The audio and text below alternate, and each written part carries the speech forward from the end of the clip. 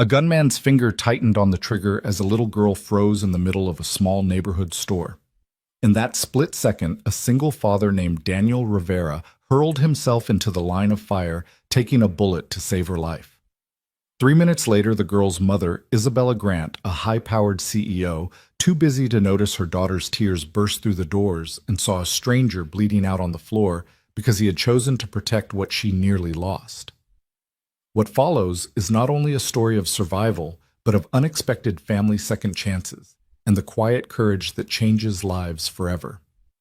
Follow my story to the end and comment below the city you're watching from so I can see how far this story travels.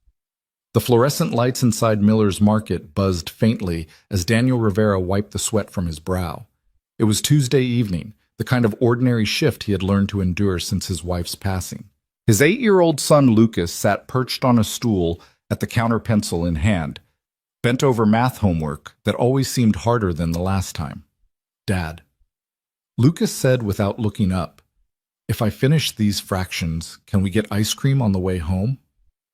Daniel leaned against the shelf he had just stocked the corners of his mouth, curling into a tired but genuine smile. Money was tight, painfully tight, but Lucas rarely asked for more than a small treat. "You've been working hard, champ. I think we can make that happen." The sound of the store's front bell interrupted them. The glass door swung open and in walked a woman in a tailored navy suit, her phone glued to her ear, her voice sharp and fast as she tossed around words like market share and quarterly returns. A little girl trailed behind her, 6 years old, at most her blonde hair loose around her small face, her blue eyes already heavy with boredom. "Mommy, can we go home?" the girl whispered, tugging on her mother's sleeve. "Not now, Sophie," the woman answered without a glance. "Mommy's working." She paced near the entrance, barking figures into the phone, while her daughter stood adrift in the aisles, a child unnoticed. Daniel watched Sophie wander toward a display of toys, cheap plastic figurines and plush animals stacked on wire racks. She picked up a tiny horse, turned it over in her hands, then sighed and gently put it back, too timid to ask for it. "That's a nice one," Daniel said softly as he walked past, lowering his voice so he wouldn't startle her. "My boy likes those too." Sophie looked up, surprised someone had noticed. "It's pretty," she murmured, "but Mommy doesn't like when I ask for things." Daniel felt the pang in his chest, a familiar ache. He glanced toward Lucas, who had set his pencil down and was watching the exchange curiously, his brown eyes so much like his father's. The bell above the door chimed again, but this time the air shifted. 2 men entered quickly, their movements too sharp, their baseball caps pulled low. Daniel's stomach knotted. He knew trouble when he saw it. "Everybody stay calm," the taller one barked as he pulled a gun from beneath his jacket. The metallic click echoed through the store. "Nobody gets hurt if you do what we say." The shorter man locked the door behind them and flipped the sign to closed. Daniel's pulse thundered. Lucas was behind the counter. Sophie stood in the open aisle. Her mother, still clutching her phone, froze at last, her face drained of color. "Hands up, phones down," the tall gunman ordered. "We're here for the register and valuables. Quick and easy." Old Mr. Miller, the shop owner, fumbled with trembling hands to open the till. "Please just take it. Just take the money." The robbers swept through, snatching watches, wallets, even the sleek device out of the woman's manicured hand. "Nice jewelry, lady," the shorter one sneered. "That'll keep us comfortable." Daniel kept his eyes locked on Lucas, whose lips trembled as he crouched low. Everything might have ended there, just another robbery passing through. But then Sophie whimpered, "I want my mommy." Her voice was small, breaking with tears. The gunman spun toward her, irritation flashing. "Shut her up." The CEO, Isabella, though no one here knew her name, reached out instinctively. "Please, she's just scared. Sophie, come to Mommy." But Sophie couldn't move. Her tiny feet were planted, her sobs growing louder. "I said shut her up," the man roared, lifting his weapon. In that breathless moment, Daniel didn't weigh the odds. He didn't think about his rent due next week, the meals he skipped so Lucas wouldn't, or the years of grief since losing his wife. He thought only of his boy watching from behind the counter, and this little girl whose wide eyes stared down the black barrel of a gun. He lunged. The shot cracked through the store like thunder. Daniel felt it tear into his chest, hot fire exploding across his ribs. His body slammed against the floor tiles. Pain roared through him. But above it all was one certainty: the bullet hadn't hit Sophie. Dad Lucas screamed, scrambling from behind the counter. "What did you do?" the tall gunman shouted, startled. This wasn't how robberies were supposed to go. Panic rippled between the thieves. Sophie was crying harder now, clutching at her mother, who had finally rushed forward to grab her. But Isabella's eyes were on the stranger bleeding on the floor, the man who had saved her daughter without a second thought. "We need to go," the shorter one barked. The robber snatched the cash, bolted through the unlocked door, and vanished into the night. Isabella dropped to her knees beside Daniel, pressing her hands against the crimson spreading across his shirt. Her expensive suit was ruined in seconds. She didn't care. "Stay with me," she pleaded. "Stay with me, please." Lucas clutched his father's hand, tears streaming. "Don't leave me, Dad. Please don't leave me." Daniel's vision blurred. He forced his eyes to stay open to hold his son's face in focus.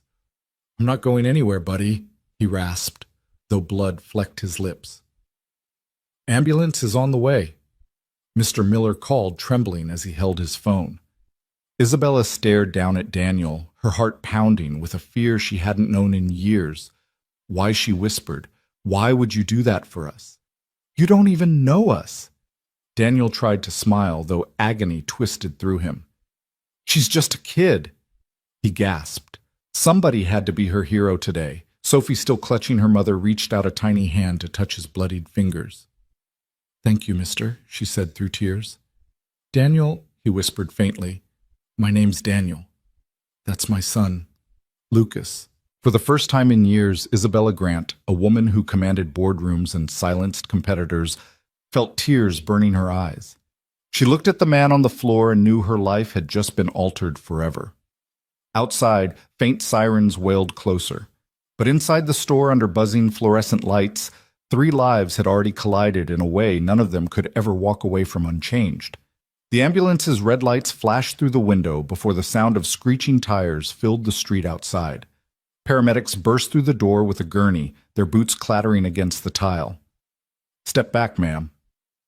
"We need space," one said firmly, guiding Isabella away as another crouched beside Daniel, already cutting open his shirt to assess the wound.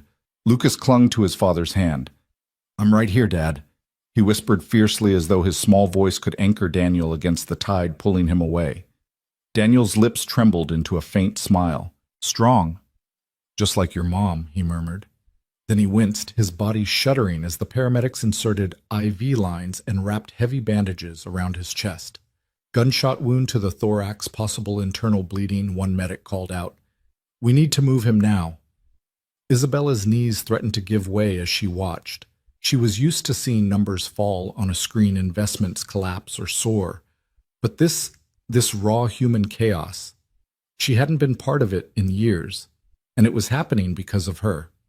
Because she hadn't even noticed her daughter drifting in harm's way. "Please," she begged one of the medics, "save him. He saved my little girl." The medic barely glanced up. "We'll do our best. He's got a strong will that helps." They lifted Daniel onto the gurney. Lucas tried to follow, but his small body was swept aside by rushing uniforms. His face crumpled with fear. Isabella instinctively bent down, her hand resting on his shoulder. "Stay close," she told him. "We'll go with him." For the first time in his life, Lucas looked at a stranger, a woman he didn't know, and simply nodded. The paramedics wheeled Daniel out, the automatic doors flying open to the night. Sirens blared again as they loaded him into the ambulance. Lucas climbed in without hesitation, his small hand still gripping his father's. Isabella hesitated for a moment, torn between pride, fear, and responsibility. But Sophie's arms tightened around her waist, and Isabella knew she couldn't let this boy go through it alone. She climbed in too. The ambulance doors slammed shut, and the vehicle roared into the night. Inside, every second was measured in heartbeats and machine beeps. One medic pressed gauze against the bleeding wound. Another barked numbers into the radio. Daniel's skin was growing pale, his breath shallow. Lucas leaned close, whispering over the chaos. "It's okay, Dad. I'm here. I won't let go." Isabella held Sophie tightly, her daughter's sobs muffled against her blouse. Her own hands trembled. She wanted to say something, to apologize, to promise this stranger that his sacrifice wouldn't be wasted. But words stuck in her throat. She had spent years commanding men twice her size in corporate boardrooms, but she couldn't find a single word to steady one dying man. At the hospital, the emergency bay doors flew open. Daniel was rushed inside under bright white lights, his gurney swallowed by swinging doors labeled trauma. Lucas tried to follow again, but this time a nurse gently held him back. "You can't go in there, honey," she said softly. "They need to work." Lucas's chest heaved with panic. "But he needs me." "I know," Isabella interrupted gently. She crouched to his level, steadying him with her gaze. "They'll take care of him. Right now he needs you to be brave out here." Lucas's lower lip quivered, but he swallowed hard. "Brave," he repeated as if reminding himself. Isabella glanced down at Sophie, who had gone quiet, now her eyes swollen with tears. She brushed a curl from her daughter's face and then looked back at Lucas. The two children, strangers just hours ago, stared at each other as if they shared something unspeakable. Hours dragged in the waiting room. The sterile air buzzed with fluorescent lights, every squeak of shoes on linoleum making Isabella's chest tighten. Sophie curled against her mother's lap, asleep at last, while Lucas sat stiff-backed in the chair beside her, clutching a small action figure he'd pulled from his backpack. His eyes never left the double doors down the hall. Isabella shifted, glancing sideways at him. She had built an empire from nothing, invested in global markets, survived hostile takeovers, yet here she was, helpless in a plastic hospital chair, next to an 8-year-old boy with more courage than most men she knew. Finally, the double doors opened and a doctor stepped out. His scrubs were flecked with shadowed stains, his expression grim but not hopeless. "Are you family?" he asked. Lucas leapt up.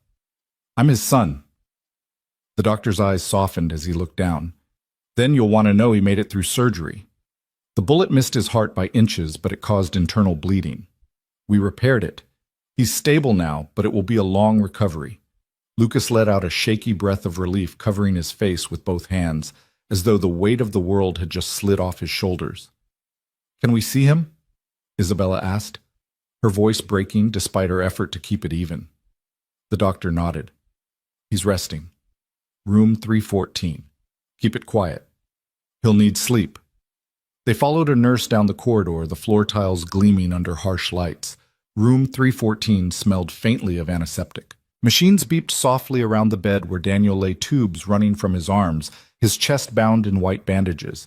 He looked impossibly small against the expanse of the hospital bed. Lucas climbed into the chair beside him, clutching his father's hand.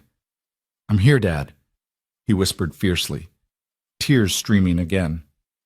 On the opposite side of the bed, Sophie tiptoed forward. In her small hands, she held the toy horse she'd seen in the store, earlier somehow retrieved from the chaos. She placed it carefully on the bedside table. Isabella's throat tightened. "Sweetheart, why did you bring that?" "So he knows I won't forget," Sophie whispered. Isabella pulled her daughter close, her chest heavy with emotion. She had been too busy for bedtime stories, too distracted for playground afternoons.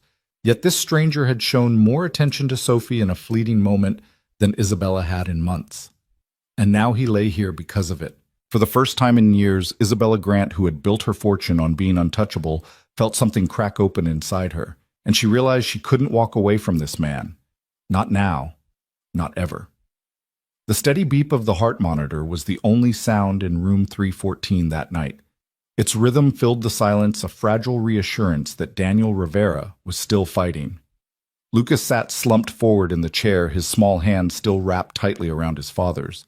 His eyelids drooped, exhaustion finally winning, but even in sleep his grip didn't loosen.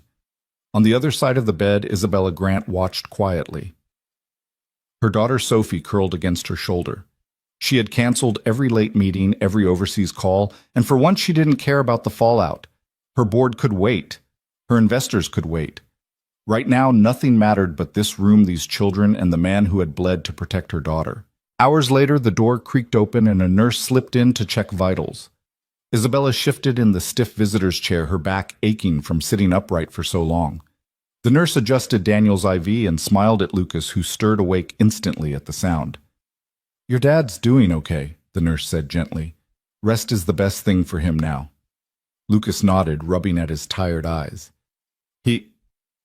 He promised me he wouldn't leave." The nurse patted his shoulder. "He sounds like a man who keeps his promises." When the nurse left, Isabella leaned forward, lowering her voice. "Lucas, are you hungry? It's been a long night." The boy hesitated. Pride flickered across his features, the same stubborn pride Isabella had seen in countless men who didn't want to look weak. But then his stomach growled softly, betraying him. "I've got it," Isabella said, standing. "There's a cafe downstairs. I'll bring something back." Lucas glanced at his father, torn. Isabella caught the hesitation. "I'll only be gone 10 minutes. Sophie will stay here. She'll keep watch with you." Sophie, still half asleep, nodded solemnly, as if this were a mission of great importance.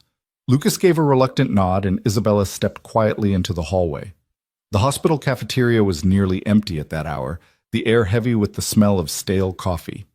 Isabella ordered sandwiches and fruit cups, realizing she had no idea what Daniel or Lucas even liked to eat. At home, her chef prepared elaborate meals, nothing like the simple turkey sandwiches stacked in paper bags here. She felt oddly small in the fluorescent-lit line, humbled in a way boardrooms had never made her feel. When she returned, Lucas tore into the food as though he hadn't eaten in days. Sophie nibbled quietly beside him. Isabella watched something heavy pressing on her chest. These children were finding comfort in each other's presence in this unlikely family that had formed overnight. Later that morning, a doctor entered the room with a clipboard. "Mr. Rivera is stable," he announced. "He'll need close monitoring for the next few days. The recovery will be long, at least 2 months without work." The words hit Lucas like a blow. Isabella saw it in the way his shoulders slumped, the quick panic flashing across his eyes. She recognized that look, the silent calculation of bills, unpaid food, uneaten. She had seen it in struggling employees she had once brushed aside. "What about money?" Lucas whispered to himself, not realizing Isabella heard. Her chest tightened. This boy was 8 years old and already carrying the weight of an adult. She opened her mouth to speak, but stopped. She wasn't sure yet what she could promise. But one thing was certain, she would not let them face this alone. That afternoon, when Daniel stirred for the first time, Isabella leaned closer, her voice steady but soft. "You're safe. You're in the hospital." His eyes fluttered open, clouded with pain, but sharp enough to search for one face. "Lucas, I'm here, Dad," the boy said quickly, scrambling forward to squeeze his hand. Relief softened Daniel's expression. He turned slightly, noticing Sophie perched at the edge of the bed, clutching her toy horse. She gave him a timid smile.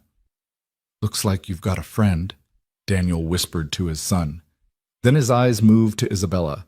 She expected blame, anger, even dismissal. Instead, his voice was barely audible.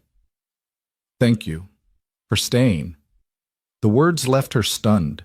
She hadn't saved anyone. She had been too distracted to even notice the danger until it was too late. Yet here he was thanking her. "I should be the one thanking you," she said, her voice cracking. "You nearly died for my daughter."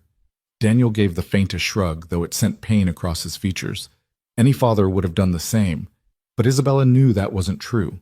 Not every father, not every man, not every person. Something about his certainty, his complete lack of hesitation, shook her in a way no hostile negotiation ever had. As the day wore on, Isabella found herself helping in ways she never imagined: fetching water, smoothing blankets, distracting Lucas with small games so he wouldn't cry. When evening fell, she even read a picture book aloud, at Sophie's request, her voice unsteady at first, but softening as the children leaned closer. That night, when both kids finally drifted into sleep, Isabella sat back in the chair, staring at the quiet rise and fall of Daniel's chest. She thought of all the years she had spent chasing success, of the countless nights Sophie had begged for her attention, while she'd brushed her off with another phone call. And she realized with startling clarity that this man, this single father with nothing but his son and his courage, had given her a gift she didn't deserve. For the first time in years, Isabella Grant bowed her head and wept in silence. By morning, the hospital's windows wore a film of gray rain threading down the glass in long, patient lines. The city outside moved on delivery trucks grinding their gears, nurses swapping shifts, coffee cups changing hands. But inside room 314, everything narrowed to a bedside and a steady beep. Isabella woke to the stiffness in her neck and the warmth of Sophie's small body curled against her. On the other side of the bed, Lucas had slumped in the visitor's chair, his fingers still laced with his father's. Daniel slept chest rising in careful, painful increments. bandages peeking above the edge of the sheet. Her phone had vibrated through the night with messages board members, her assistant, a client in Singapore threatening to pull a deal if she missed the 9 a.m. call. She silenced them all. She'd built her life on answering everything, on never letting a call go to voicemail. This morning she let the calls die in the dark. A nurse came in with a quiet smile, checked vitals, wrote numbers on a chart. "He's holding steady," she said. "Pain's going to spike as he wakes more, but he's a tough one." Isabella thanked her, then slipped into the hallway to stretch her legs and clear the fog. The corridor smelled of antiseptic and overbrewed coffee. In a corner lounge, a vending machine hummed beside a microwave with a handwritten sign, "Please do not heat fish." She almost laughed the absurdity of ordinary life in a place like this. Her phone lit again. This time she answered. "Nate," she said when her assistant's voice came on, already tight with anxiety. "Isabella, thank God. You disappeared. The board's reschedule." Everything she said. "Tell them I'll brief them when I can. Today I'm unavailable." There was a beat of stunned silence. The old Isabella would have filled it with explanations, a flurry of directives and promises. The new one didn't. She ended the call and exhaled, feeling for the first time in months like she'd made a choice that wasn't about power. When she returned, Lucas was awake, hair sticking up, face creased with chair lines. "I didn't mean to sleep," he said, mortified, like he'd failed a guard post. "You stood watch," Isabella said gently. "Even heroes have to blink." He stared past her at Daniel, and something in his expression shifted from fear to focus. "He hates oatmeal," Lucas blurted like he'd just remembered a code. "But he likes eggs. And hot sauce. He pretends he doesn't, but he puts it on everything." "I can work with that," Isabella said, a smile tugging despite the ache in her chest. "Let me hunt down some breakfast that isn't a vending machine tragedy." By the time she came back balancing a tray, scrambled eggs, toast, a small bottle of hot sauce she'd bartered from a sympathetic cafeteria cook, Daniel's eyes were open, cloudy with pain, but very much alive. He turned his head toward Lucas first. Relief loosened something in Isabella's ribs. "Hey," Daniel rasped. "Dad," Lucas said, breathless. "You scared me." "Scared myself too," Daniel murmured, a flicker of humor crossing his face. Then he saw the tray. "If that hot sauce is for me, you're an angel." "Devil sometimes," Isabella said, before she could stop herself. "But today I'll accept the promotion." He studied her like she was a puzzle. "You stayed." "I did." She kept her voice even. "If you hadn't, my daughter wouldn't be here." Sophie, who had been hovering like a hummingbird, piped up. "I brought you the horse so you won't forget." She pointed to the plastic toy on the bedside table. "Her name is Star," Daniel repeated as if tucking it away. "Thanks, kiddo." The door opened and a man with salt and pepper hair stepped in, a badge clipped to his belt, not a stethoscope. "Detective Armand," he said, offering a nod that took in everyone in the room with careful calm. "I'm here to take statements about the robbery." "Mr. Rivera." "I won't take much of your time." Daniel's jaw tightened, but he nodded. "I can talk." Armand stood by the bed with a small notebook. "You intervened when the suspect pointed the firearm at the child." "He was going to shoot," Daniel said simply. There wasn't time. Armand's pen paused. A flicker of respect maybe crossed his face. "Description matches both suspects we've been tracking. We pulled some street cam footage. We think we know where one ran. The store's owner will get a call to retrieve security video." He glanced at Isabella. "Ma'am, are you the child's mother?" "Yes," she said. Her voice was steady. Inside, guilt churned. "I was on my phone. I didn't see the signs." Armand's expression softened. "Most folks don't see trouble until it climbs on the counter. You were lucky, more than lucky." He looked at Daniel again. "Media may call this a Good Samaritan story. That's your choice. We can shield your name for a while, but it tends to get out." Daniel's eyes slid to Lucas. The boy bristled at the thought of strangers intruding. Isabella caught it too. She cleared her throat. "Detective, if statements are needed, route them through me." Armand raised an eyebrow. "And you are Isabella Grant." She watched the flicker of recognition. Her last name traveled with rumors and Forbes articles. "I'm involved." He nodded slowly. Understood. We'll be in touch. When the detective left, the room felt different. Outside forces had acknowledged what happened, stamped it in ink. Inside, nothing changed. A father lay in pain. A boy refused to let go of his hand. A woman tried to earn in small ways a debt she couldn't name. Around noon, Dr. Morales came in with a tablet, his calm demeanor anchoring the room. "How's the pain?" he asked. "Like a truck parked on my chest," Daniel said. "But I can breathe. Progress." Morales tapped notes. "We'll manage pain carefully. No lifting, no sudden movements. We'll start you on incentive spirometry. Deep breaths to prevent pneumonia. Walking a few steps with assistance tomorrow if your vitals stay stable. Home in a week maybe if we keep winning the small battles. No work for 8 weeks minimum." 8 weeks. The words thudded in the air. Lucas flinched. Isabella watched the calculation bloom behind his eyes again. Rent, groceries, school supplies. Daniel didn't look at his son. He stared at the ceiling like it might offer solutions carved into tile. Morales continued, oblivious to the math bleeding the room dry. "We'll have a social worker stop by about discharge planning, physical therapy referrals, home care instructions. Do you have family nearby?" "Just us," Daniel said. "Me and my boy." Morales nodded with the practiced compassion of a man who'd heard 1,000 variations of the same story. "We'll make sure you're set up as best we can." He glanced at Isabella and Sophie, curiosity crossing his features. "You have good friends," he said to Daniel. "That helps." After he left, quiet settled. Rain thickened against the windows. Lucas stood suddenly anxious and paced to the small bathroom and back, as if motion itself held the walls up. Isabella rose and crossed to him. "Lucas," she said softly, "do you trust me enough to let me help?" He didn't answer right away. He was 8, but in that moment he wore the brittle armor of someone twice his age. "We're okay," he said automatically. The script of pride. She nodded, honoring it. "Then let me do things that don't mean you're not okay. Breakfast, homework help, keeping Sophie quiet when your dad needs sleep. Little things." He studied her like he weighed contracts. Slowly he nodded. "He likes his eggs with the hot sauce on the side," he said, the concession of a general handing off a flank. "And he gets cold fast. The blanket doesn't stay." "I can fix blankets," she said. "I'm excellent at blankets." That afternoon she sent her driver home with a furious list: sweatshirt, soft socks, a decent pillow, real coffee, a fleece throw that didn't scratch. When the bag arrived, Lucas unpacked it with ceremonial care, arranging things with a focus that steadied him. He draped the fleece just right. Daniel's shoulders relaxed a fraction. Sophie colored at the tray table, tongue between her teeth.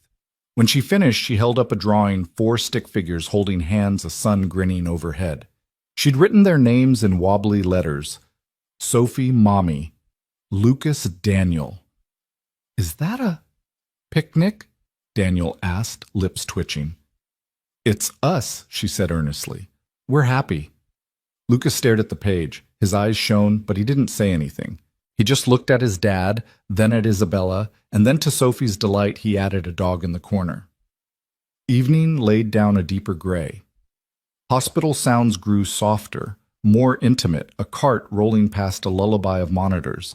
A volunteer stopped by with a basket of paperbacks and puzzle books. Lucas chose a word search like he'd just been handed a mission dossier.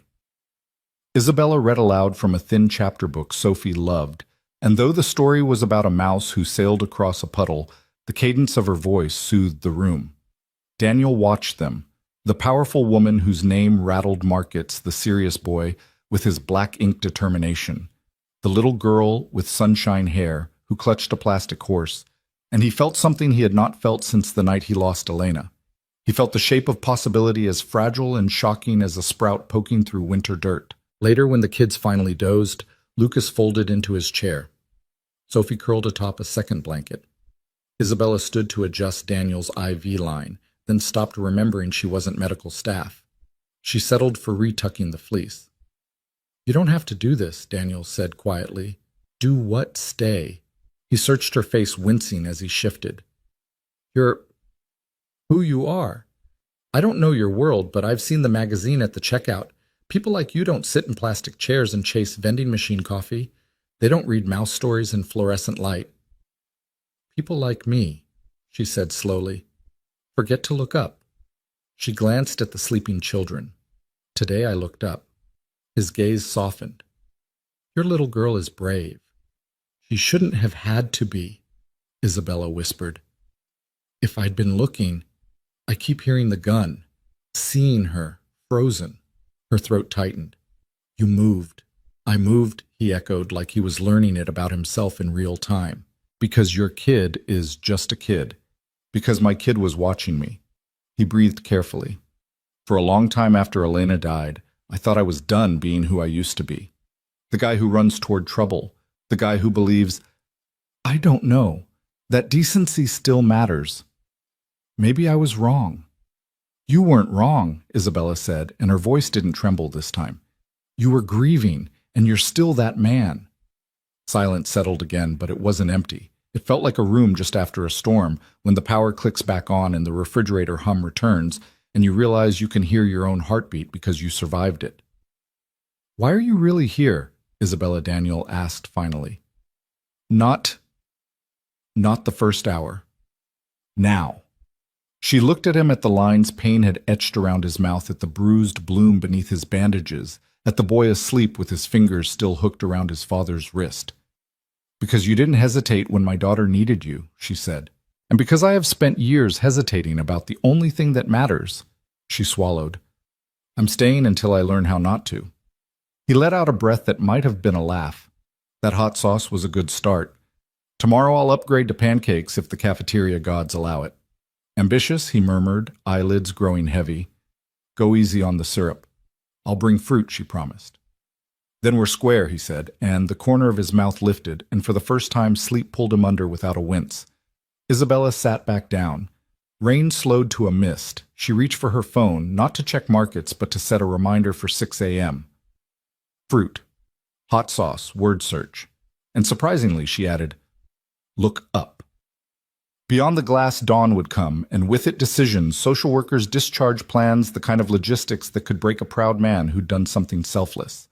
But that belonged to morning. Tonight in room 314, a fragile, unnamed alliance held stitched together by a plastic horse called Star. A fleece blanket tucked just right, and the promise of pancakes no one had eaten together yet. Morning sunlight broke through the storm, spilling across the hospital floor in fractured stripes. It was the kind of light that carried no warmth, sterile pale, but inside room 314 it felt like a small mercy. Daniel Rivera stirred awake, his chest heavy beneath the bandages. But this time he didn't wince immediately. Progress, he thought dimly. Beside him, Lucas was already awake, hair sticking in every direction, a word search balanced on his knees. He had circled only 3 words, the rest untouched. His eyes kept drifting back to his father, as if making sure each rise and fall of breath continued. You're supposed to find words, not stare holes through me, Daniel rasped. Lucas's lips twitched into a smile. Found one. Brave. Daniel blinked, throat tightening. Before he could answer, the door creaked open. Isabella Grant stepped in with a cafeteria tray balanced in her hands. She had ditched the navy suit jacket for a plain cardigan, her hair pulled back. To anyone else she might have looked ordinary, but to Daniel there was something almost startling about seeing a woman of her stature carrying styrofoam cups and a paper bag. I come bearing pancakes, she announced softly, glancing at the monitors. And fruit, because apparently that balances the syrup. Lucas perked up. You remembered I promised, didn't I? Isabella set the tray down, pulling out small cartons of orange juice and a container of strawberries. Sophie trailed in behind her, dragging a coloring book and waving cheerfully at Daniel. Morningstar's dad, she chirped, pointing at the toy horse perched on the bedside table. Daniel chuckled weakly. Morning, kiddo. Hope Star slept better than I did. She did, Sophie said solemnly, plopping onto the visitor's chair beside Lucas. She opened her coloring book and began shading in a lopsided rainbow. Isabella helped Lucas divide pancakes onto paper plates, then poured coffee into the styrofoam cups. She slid one toward Daniel. It's not gourmet, but it's hot. Daniel eyed it, lips curving. Never thought I'd see the day a Forbes cover girl poured me burnt cafeteria coffee. Don't remind me of that photo, Isabella muttered, embarrassed. The stylist insisted on red lipstick. I looked like a vampire. Lucas snickered, and for a moment the tension broke. The room filled with ordinary sounds, a fork clinking. Sophie humming as she colored, Isabella blowing on her coffee to cool it. It almost felt like family. But reality pressed back soon enough. A social worker knocked gently and stepped inside a folder tucked under her arm. Mr. Rivera, Ms. Grant, she said, acknowledging both with a polite nod. I'm here to discuss discharge planning. Daniel stiffened. Already I can barely sit up. It's standard, the social worker said kindly. We prepare early. You'll need weeks of recovery. No lifting, no work. You mentioned last night you're the sole provider. Daniel's eyes flicked to Lucas, then away. Yeah, just us. The social worker opened her folder. We can explore temporary assistance, disability coverage, food programs, community outreach. But approval takes time, and honestly, it may not cover everything. Lucas's jaw clenched. Isabella saw it. Saw the boy already calculating which meals to skip, which bills could be delayed. She felt something twist deep inside her. She thought of the penthouse she rarely slept in, the guest house sitting empty, the boardroom battles she once believed defined survival. Thank you, Daniel said quickly. His tone was firm pride, stiff in his spine despite the pain. We'll manage. The social worker hesitated, then nodded. I'll leave resources anyway. She placed the folder on the bedside table, gave Lucas a gentle smile, and slipped out. Silence settled. Lucas stared at the pancakes like they'd turned to stone. Daniel closed his eyes, his face drawn tight, the lines of a man already rehearsing sacrifices. Isabella broke the silence. You don't have to do this alone. Daniel opened his eyes, meeting hers. I've been doing it alone for years. And look where it landed you, she said, softer than she intended. She glanced at Sophie, who was humming, happily oblivious. If not for you, she wouldn't be sitting there. I can't stand by while the man who saved her drowns under hospital bills. His gaze sharpened. I don't take charity. This isn't charity, Isabella replied, holding his eyes. This is gratitude. This is friends helping each other. Lucas looked between them, torn hope flickering but smothered by his father's stubbornness. Dad, he started. Daniel shook his head gently. We'll be okay, buddy. But Isabella wasn't finished. At least let me cover the next few weeks. Food, rent, whatever it takes until you're back on your feet. No strings. Daniel's jaw tightened. He wanted to refuse. Pride screamed at him, but his son's hollow eyes and the social worker's words lingered. Still, all he said was, I'll think about it. It was more than she expected. She nodded once, not pushing further. Later that afternoon, when Lucas slipped downstairs with Sophie to fetch crayons from the gift shop, Isabella sat quietly beside Daniel. The air between them felt heavier, filled with things unsaid. You think I'm foolish, Daniel said, finally, his voice rough. No, Isabella answered. I think you're brave. But bravery won't keep your boy fed. His eyes closed. He deserves better than me. The words struck her. He deserves you, and you deserve help. Let me prove it. For the first time, Daniel didn't argue. He just looked at her, exhaustion softening his resistance, and whispered, Why do you care? Isabella hesitated, then said the truth. Because last night when you bled on that floor, I realized I've spent years chasing everything that doesn't matter. You reminded me what does. Daniel's eyes searched hers. Something unspoken passed between them, fragile but undeniable. Then the children barreled back into the room, laughing about crayons, and the fragile moment dissolved. But it lingered tucked beneath the surface, waiting. The days that followed blurred into a rhythm of antiseptic mornings and sleepless nights. The hospital became a world of its own, nurses, wheeling carts, monitors, humming muted announcements over intercoms. For Daniel Rivera, every hour was marked by the effort of breathing, by the dull ache of healing bones and tissue. For Lucas, every hour was measured in waiting, in watching, in making sure his father's hand never felt empty. And for Isabella Grant, time bent in ways she hadn't known possible. She had once lived by clocks and calendars, carved her life into 15-minute meetings. Now she found herself sitting quietly for whole afternoons, Sophie's head in her lap, while Lucas worked on homework across from her and Daniel dozed fitfully. She was changing, and she knew it. One evening, she arrived with dinner that hadn't come from the cafeteria. Instead of styrofoam containers, she carried paper bags filled with roasted chicken, fresh rolls, and vegetables sautéed in garlic. She set them down on the small table near the bed. "Smells like heaven," Daniel murmured, stirring awake. "It's from a restaurant down the block," Isabella explained. "Figured you'd appreciate something that doesn't taste like cardboard." Lucas's eyes lit up at the sight of real food. Sophie clapped her hands. The children dove in eagerly, and Isabella sat back watching them.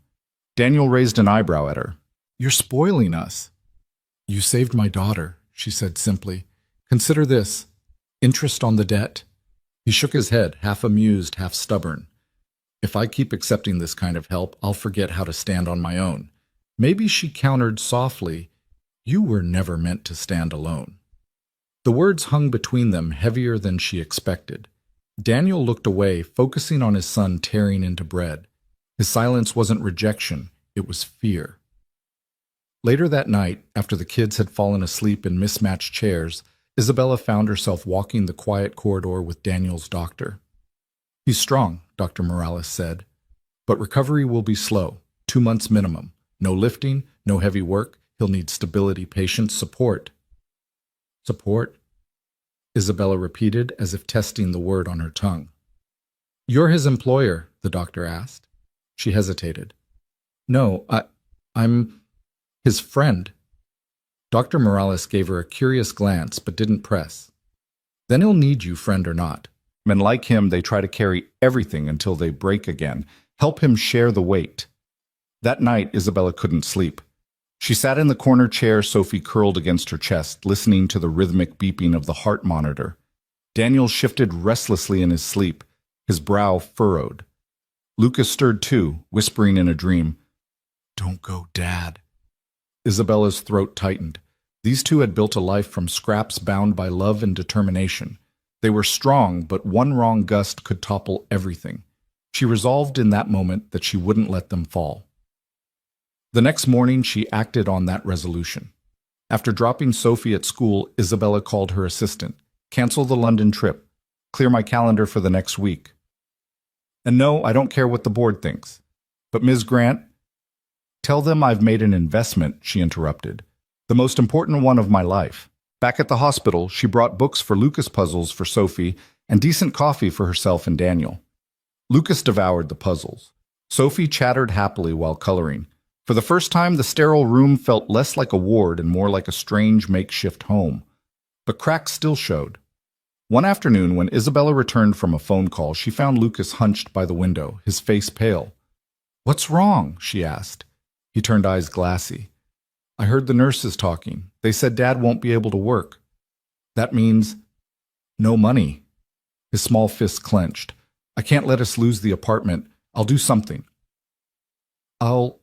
"Lucas?" She cut in gently, kneeling before him. "You're a child. It's not your job to carry this." Tears spilled down his cheeks, hot with shame. "But who else will?" Her chest ached. Without thinking, she pulled him into a hug. He resisted at first, stiff and embarrassed, but then he broke shoulders, shaking against her. "Your dad carried the world for you," Isabella whispered. "Let someone carry it for both of you now." When Daniel woke later, she didn't mention Lucas's breakdown. But she did sit closer, her voice low. "When you're ready, I want to talk about a plan. A real one. Not pride. Not charity.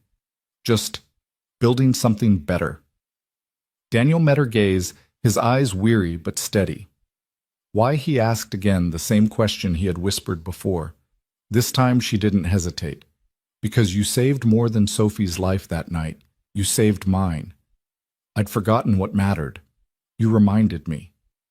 Silence stretched, but it wasn't empty. Daniel looked at her a long moment, then closed his eyes, not in dismissal, but in surrender to the truth she spoke.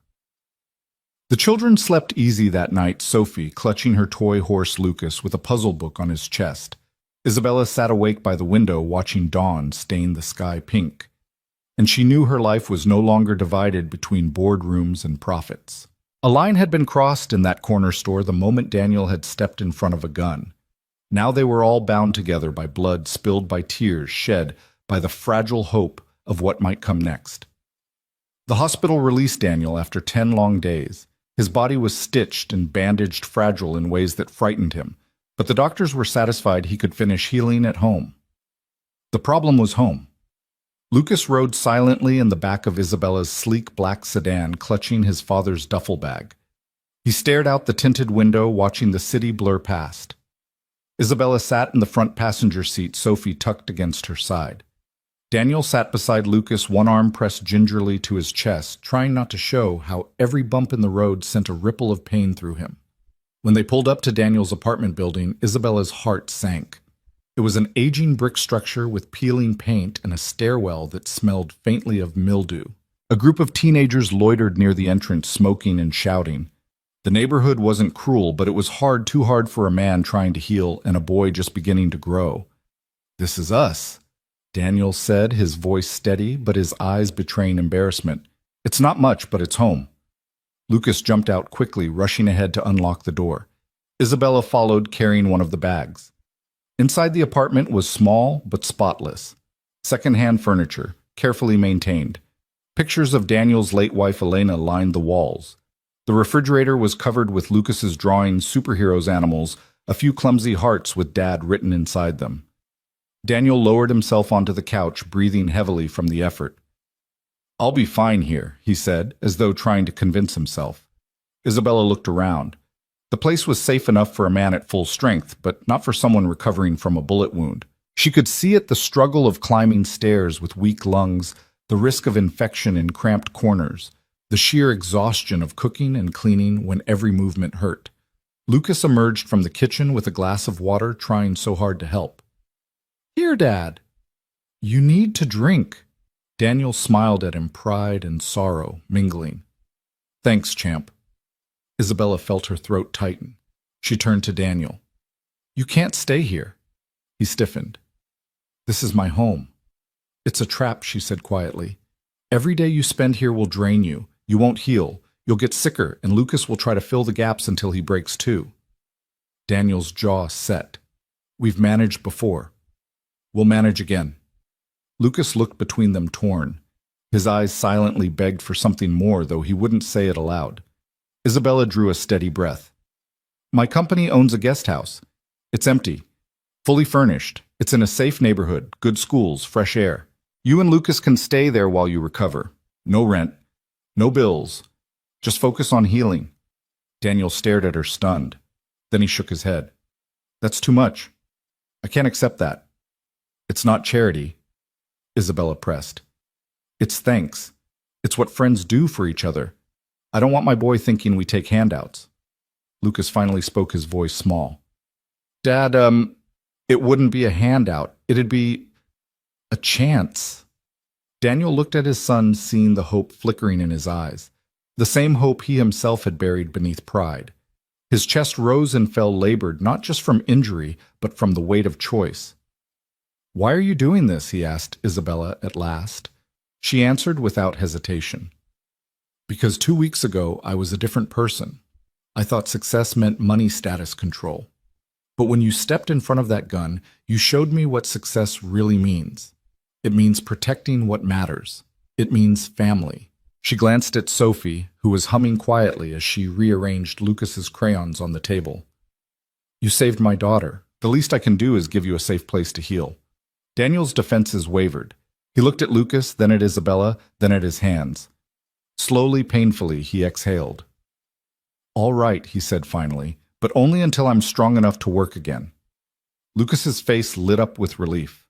Sophie clapped her hands.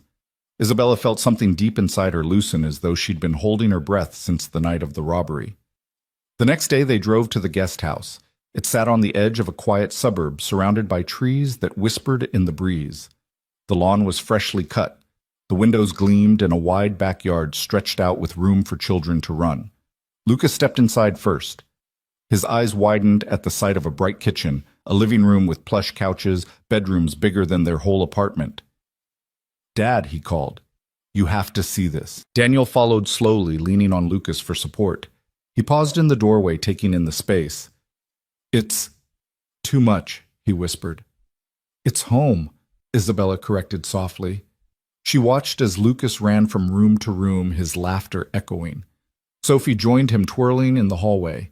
For the first time since the shooting, Isabella saw both children smiling freely, unburdened. Daniel lowered himself into an armchair, exhausted but unable to hide the awe in his eyes. He glanced at Isabella. "I don't know how to repay you." "You already did," she said, "with your life." The house was quiet for a moment, except for the sound of children's laughter upstairs.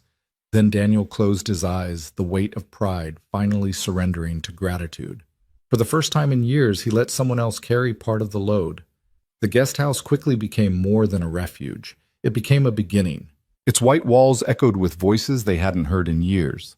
Children laughing, pots clattering in a kitchen that smelled of garlic and toast. Quiet conversations that stretched into late evenings. For Daniel Rivera, it was strange territory. He had spent so long surviving, working 2 jobs, scraping together rent, stretching leftovers, that waking to the smell of coffee already brewed felt unreal. The first morning, Lucas ran down the stairs in socks, wide-eyed at the sheer size of his new bedroom. "Dad, it's huge! There's even a desk!" Daniel smiled faintly from the couch where he sat propped against cushions, bandages pulling at his chest. "Don't get too used to it, champ. We're just visiting." Lucas frowned. "Feels like home." Daniel didn't answer. He didn't want his son clinging to something temporary. Yet deep down, he couldn't ignore the way relief seeped into his bones, just knowing Lucas could sleep without hearing sirens outside or worrying about thin walls.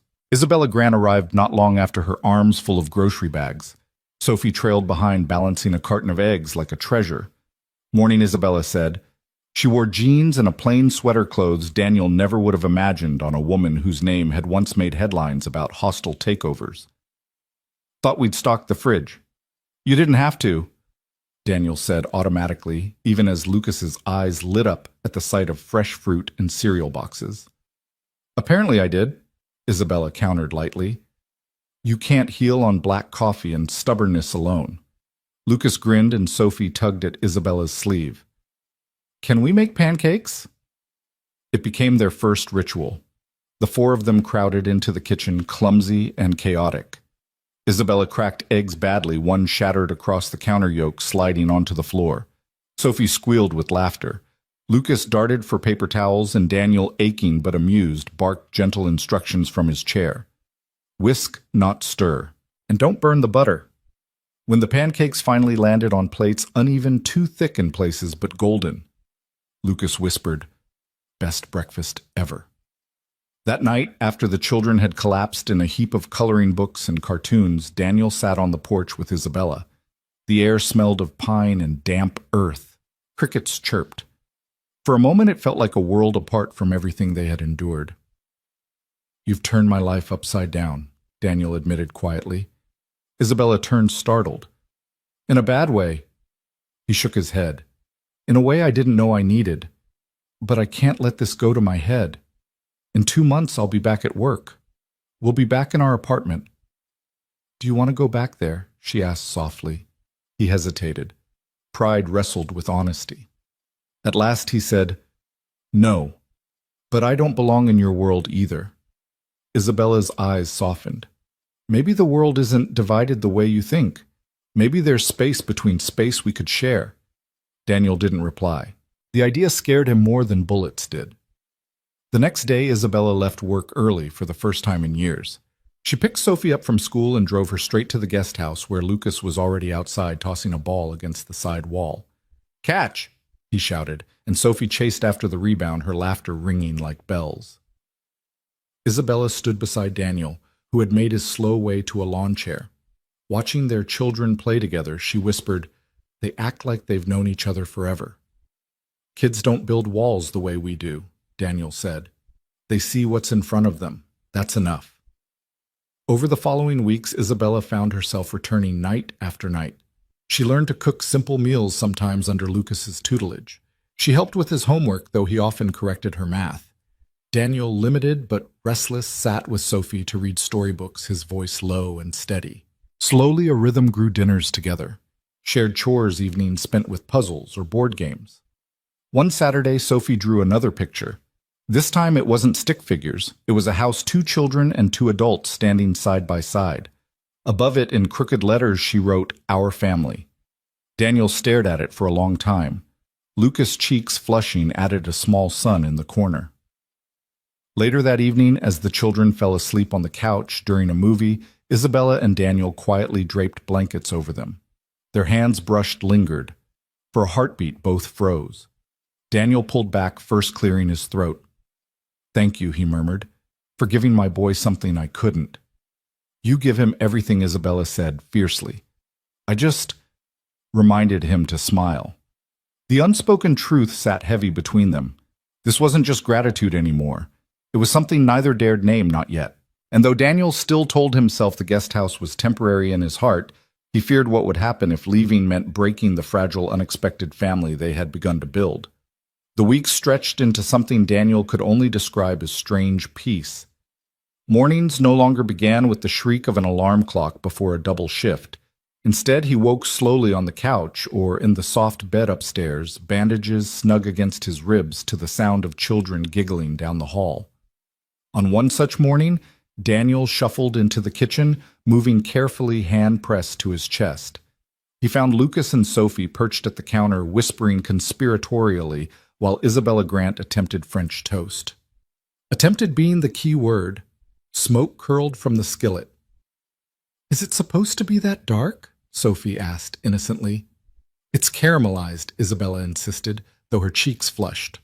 Daniel leaned on the doorframe, a smile tugging despite the pain. "Smells like you're waging war with breakfast." Lucas lit up at the sight of him. "Dad." "We're making food so you don't have to." Daniel limped forward, lowering himself onto a chair. He studied Isabella as she frowned at the skillet. Here was the woman who once commanded mergers worth millions, who had reporters waiting outside her office. Yet she stood here, sleeves rolled up, trying to cook for a boy who wasn't hers, and failing spectacularly. And somehow, it was the most beautiful sight he'd seen in years. "You'll burn down the house," Daniel teased. "Don't tempt me," Isabella shot back, though her eyes softened when she glanced at him. "We're learning." After the chaos of breakfast, the children rushed outside to play, their voices drifting through the open window. Daniel sat with Isabella at the table, steam curling from their coffee cups. "You keep showing up," he said after a moment. She tilted her head. "Would you rather I didn't?" "No," he admitted. "But why? You've got a company to run. 1,000 things more important than us." She shook her head. "That's where you're wrong. For years I thought boardrooms and quarterly gains were everything. Then you stepped in front of that gun. You showed me that all the money in the world means nothing if I can't keep my daughter safe. You reminded me what I was missing." Daniel's jaw tightened. "I didn't do it to change you. I just couldn't let that little girl suffer." "I know." Her voice softened. "And that's exactly why it changed me." Silence stretched between them, filled only by the distant laughter of the kids outside. Later that day, Lucas and Sophie dragged a blanket into the backyard and announced they were hosting a family picnic. They piled sandwiches, juice boxes, and cookies onto paper plates. Isabella sat cross-legged, Sophie leaning against her side, while Daniel carefully lowered himself onto the blanket with Lucas's help. "Dad, you okay?" Lucas asked, eyes full of worry. Daniel ruffled his son's hair. "I'm fine. Just slow." The children chattered and shared cookies, their joy spilling into the warm afternoon. Daniel found himself laughing, really laughing for the first time since Elena died. Isabella laughed too, her head tilted back, sunlight catching in her hair. For a fleeting moment it felt like this wasn't borrowed time. It felt permanent. But when evening came and the children curled up on the couch to watch a movie, reality seeped back in. Daniel shifted carefully into the armchair, his hand absently tracing the scar beneath his shirt. "You can't carry us forever," he said quietly without looking at Isabella. She turned toward him. "Who says I'm carrying you?" "Maybe we're carrying each other." He met her eyes, something raw flickering there. "Lucas needs stability. I can't let him believe this is forever." "Why not?" she challenged softly. "Because what if it's not—" His voice cracked. "What if I let him hope for something I can't give?" Isabella's throat tightened. She wanted to argue, to tell him he was wrong. But she also knew fear when she heard it. Fear of failing the person you loved most. She had lived that fear too, though in her case it was Sophie she had neglected with absence, not poverty. Instead of arguing, she reached across the armrest, her fingers brushing his. Maybe forever isn't built all at once. Maybe it's built in days. One breakfast, one picnic, one bedtime story. And then suddenly you look back and forever has already started. Daniel stared at her hand, then at her face. Slowly he let his fingers twine with hers. The children giggled on the couch, oblivious, wrapped in blankets and cartoons. Outside, the evening sky burned orange and gold, a promise painted across the horizon. And for the first time, Daniel allowed himself to imagine it, the possibility that forever wasn't a dream. It was right here in this house with these people already unfolding around him.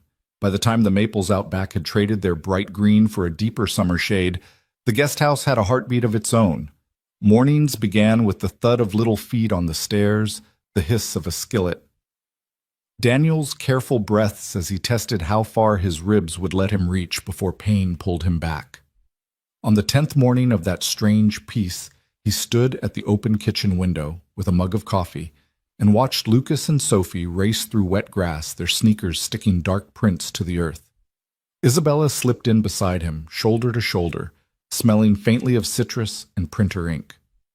She had tried to go into the office earlier, lasted exactly 40 minutes, and returned with her blazer draped over one arm and a paper bag of croissants in the other. "You look almost human," Daniel teased. "Don't tell the board," she said, smiling. "They prefer me immortal." He lifted the mug. The steam washed his face. "Immortals don't burn pancakes." Cruel, she said, but she bumped him with her hip and stayed there longer than she needed to, studying the yard like it was a market graph in an ascendant swing. A car rolled to a stop at the curb. It wasn't their usual sedan. This one was a rusted compact with a dented door and a bumper sticker half torn away. The driver didn't get out. The engine idled. Daniel felt something in his chest that had nothing to do with stitches. "Kids," he called, keeping his voice light. "Front porch, please." They came at once, dutiful Sophie clutching her plastic horse, Lucas scanning his father's face. The car pulled away a moment later, slow, as if reconsidering. The sun glanced off a long lens tucked low in the passenger's hands. Not a gun. A camera.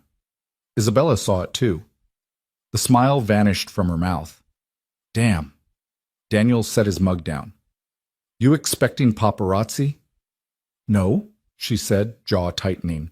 "But I'm learning I invite them even when I don't." "Because you're you," he said flatly.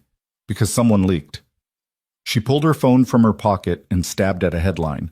"Local hero saves CEO's daughter, recovers in Grant Company property." A pixelated frame from the hospital lobby. Daniel on a gurney, Lucas's small hand on his shoulder, pulsed beneath the words. "I didn't approve this." "I wouldn't. I'll fix it." "You'll fix it." He kept his voice even for the kids. Inside, something flared hot and quick. "How?" "Tell them to pretend they didn't put my son's face on a website." She went a shade paler. "I'm sorry." Lucas had gone silent, chin tucked. Sophie leaned against Isabella's hip, sensing the temperature drop. Daniel saw the ripple of fear cross his boy's eyes and tamped the anger down with both hands. "Okay," he said softer. "Okay. We handle it. We keep the kids out of sight. We lay low until they get bored." Isabella nodded. Business mode ticking alive, not cold-focused. "I'll talk to legal. We can pressure the outlets to pull images with minors, threaten libel for any inaccuracies. I'll have security sweep the street set, perimeter cameras rotate cars." "Security?" He repeated, a bitter laugh escaping. "For a corner store stock boy. For a father who stepped in front of a gun," she said, matching his tone but not his bite. "You are not a headline. You are a person. Let me treat you like one." Before he could answer, the doorbell rang with a short official buzz. Detective Armand stood on the stoop in a navy blazer gone shiny at the elbows. His eyes flicked from Isabella to Daniel to the children peering around their legs. "I'd rather not be here," he said without preamble. "But we need to talk." They settled in the living room. Armand sat forward, notebook balanced on a knee. "We picked up one of your robbers last night, the shorter one. The tall shooter's still at large." We've got a preliminary hearing tomorrow morning, and we'll need you for a lineup, Mr. Rivera. Tomorrow? Daniel asked. He could feel the tug of bandages just from sitting straighter. I can make it. Armand didn't hide his skepticism. Doctor, sign off on you leaving the couch. I'll be there, Daniel said, stubbornness surfacing like old bone. He aimed at a kid. I'm not letting him walk because I needed an extra nap. Isabella exhaled sharply. He's recovering from surgery. Can you do a remote identification? Photos? Anything that doesn't require him to climb into a courthouse with cameras outside. Armand shook his head. Defense will argue due process. We need it clean. Sophie's fingers worried the horse's mane until the plastic went white. Lucas looked at his father like he was trying to memorize his outline. We can arrange a side entrance, Armand added, reading the room. Unmarked car deputy escort. No press if we can help it. But I can't promise they won't find you. Daniel nodded once. Fine. When the detective left, Isabella rounded on Daniel, not angry so much as frightened. The fear made her voice low, more intimate. If you faint on those courthouse steps, I will personally carry you back. He managed a ghost of a smile. That would be a sight. Don't joke. He sobered. I'm going. She blew out a breath and paced to the window, watching the empty street as if it might confess its plans. I'll make calls. We'll do it quiet.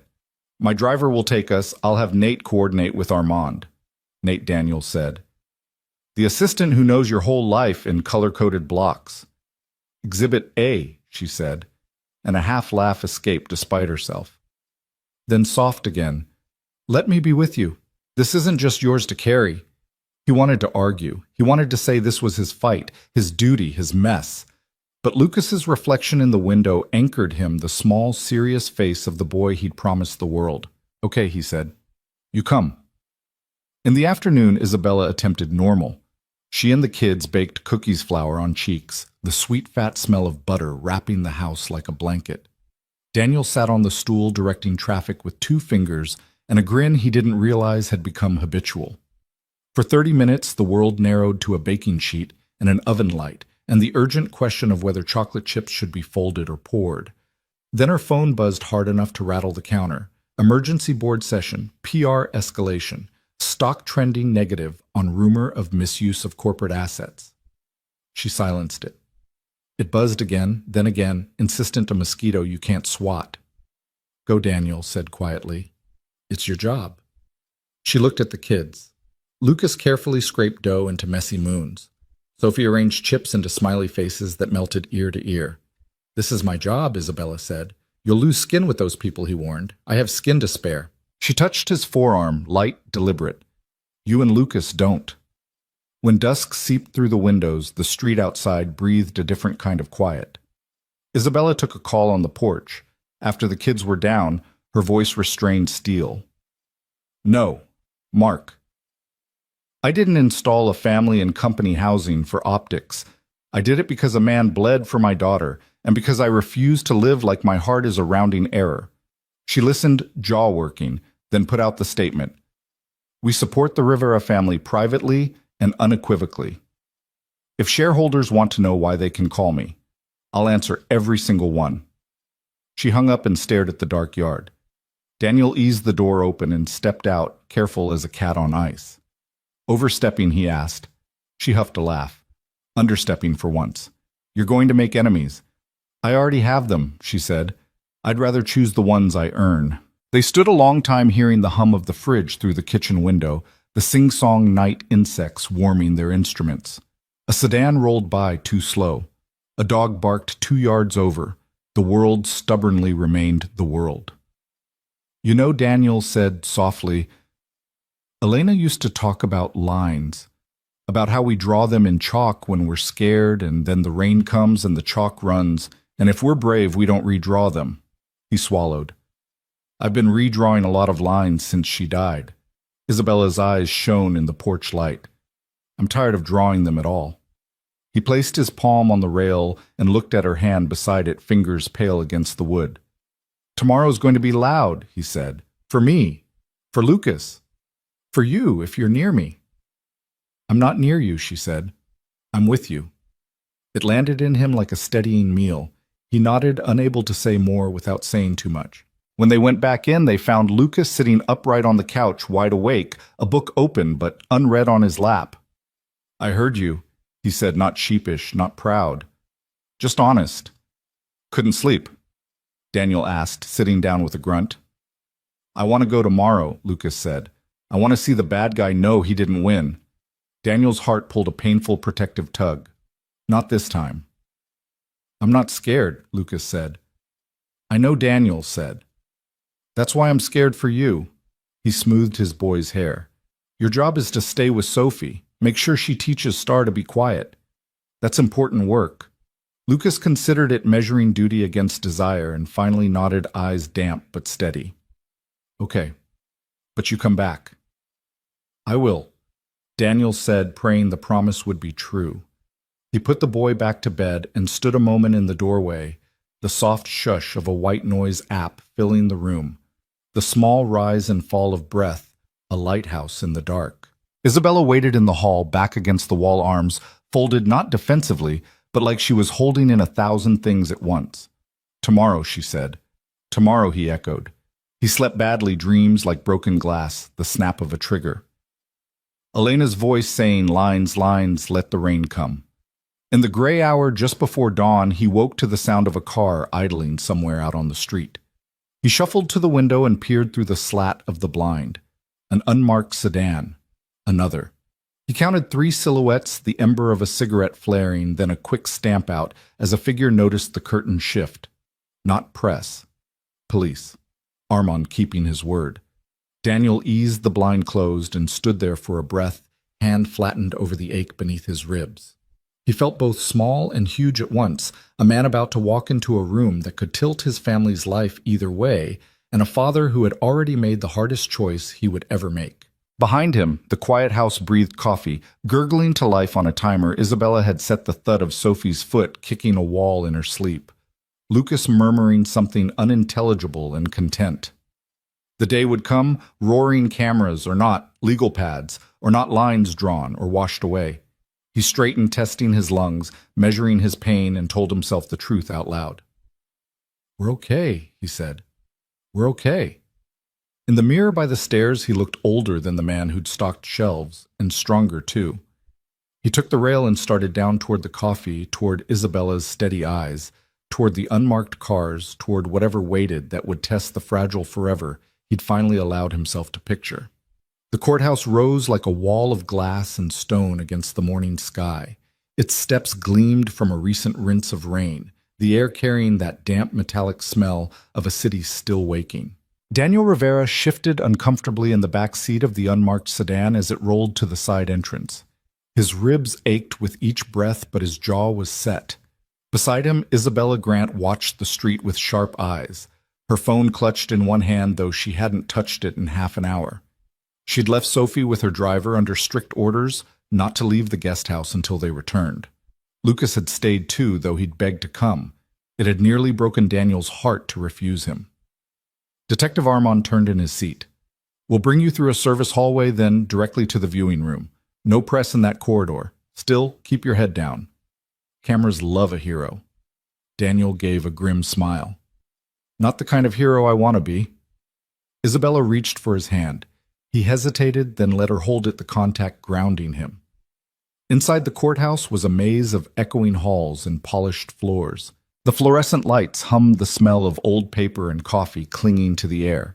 Daniel's boots squeaked faintly as he walked each step, sending a muted throb through his chest. Isabella walked at his side, a silent shield. They were led into a narrow room with a wide glass panel. Beyond it, the suspects sat in a line of 5 men, each with numbers pinned to their chests. Daniel's breath caught when he saw the second man from the left. Tall, angular, his baseball cap gone, but the cold glare unmistakable. "That's him," Daniel said immediately, voice rough. "Number 2. Armand's pen hovered. "You're certain?" "As certain as I am that he pulled the trigger." The suspect smirked suddenly, as if sensing the weight of Daniel's gaze through the glass. The expression was slow, deliberate, meant to taunt. Daniel's fists clenched. For a heartbeat, the courthouse air fell away, and he was back in the corner store, the barrel of a gun swinging toward Sophie's tiny frame. Isabella's hand pressed against his forearm.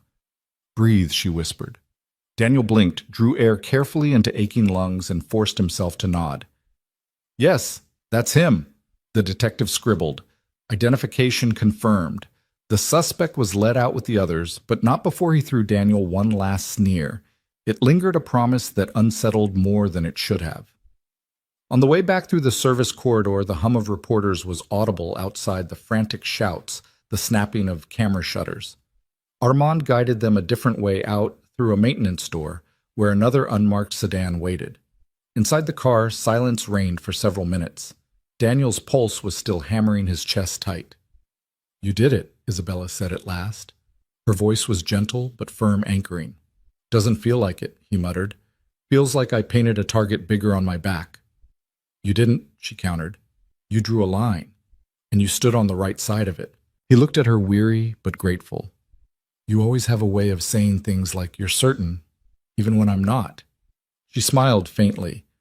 "That's because I need you to believe what I already know." When they returned to the guest house, Lucas ran out onto the porch, his small frame braced with determination. "Did you find him?" Daniel crouched, slowly wincing. "Yeah, champ, we found him. Did he see you?" Daniel hesitated. "Doesn't matter. What matters is he won't hurt anyone else."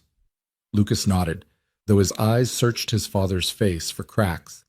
Then he wrapped his arms tight around Daniel's waist, careful of the bandages. "You kept your promise. You came back." Sophie clutched Star the horse and whispered, "Thank you, Mr. Daniel."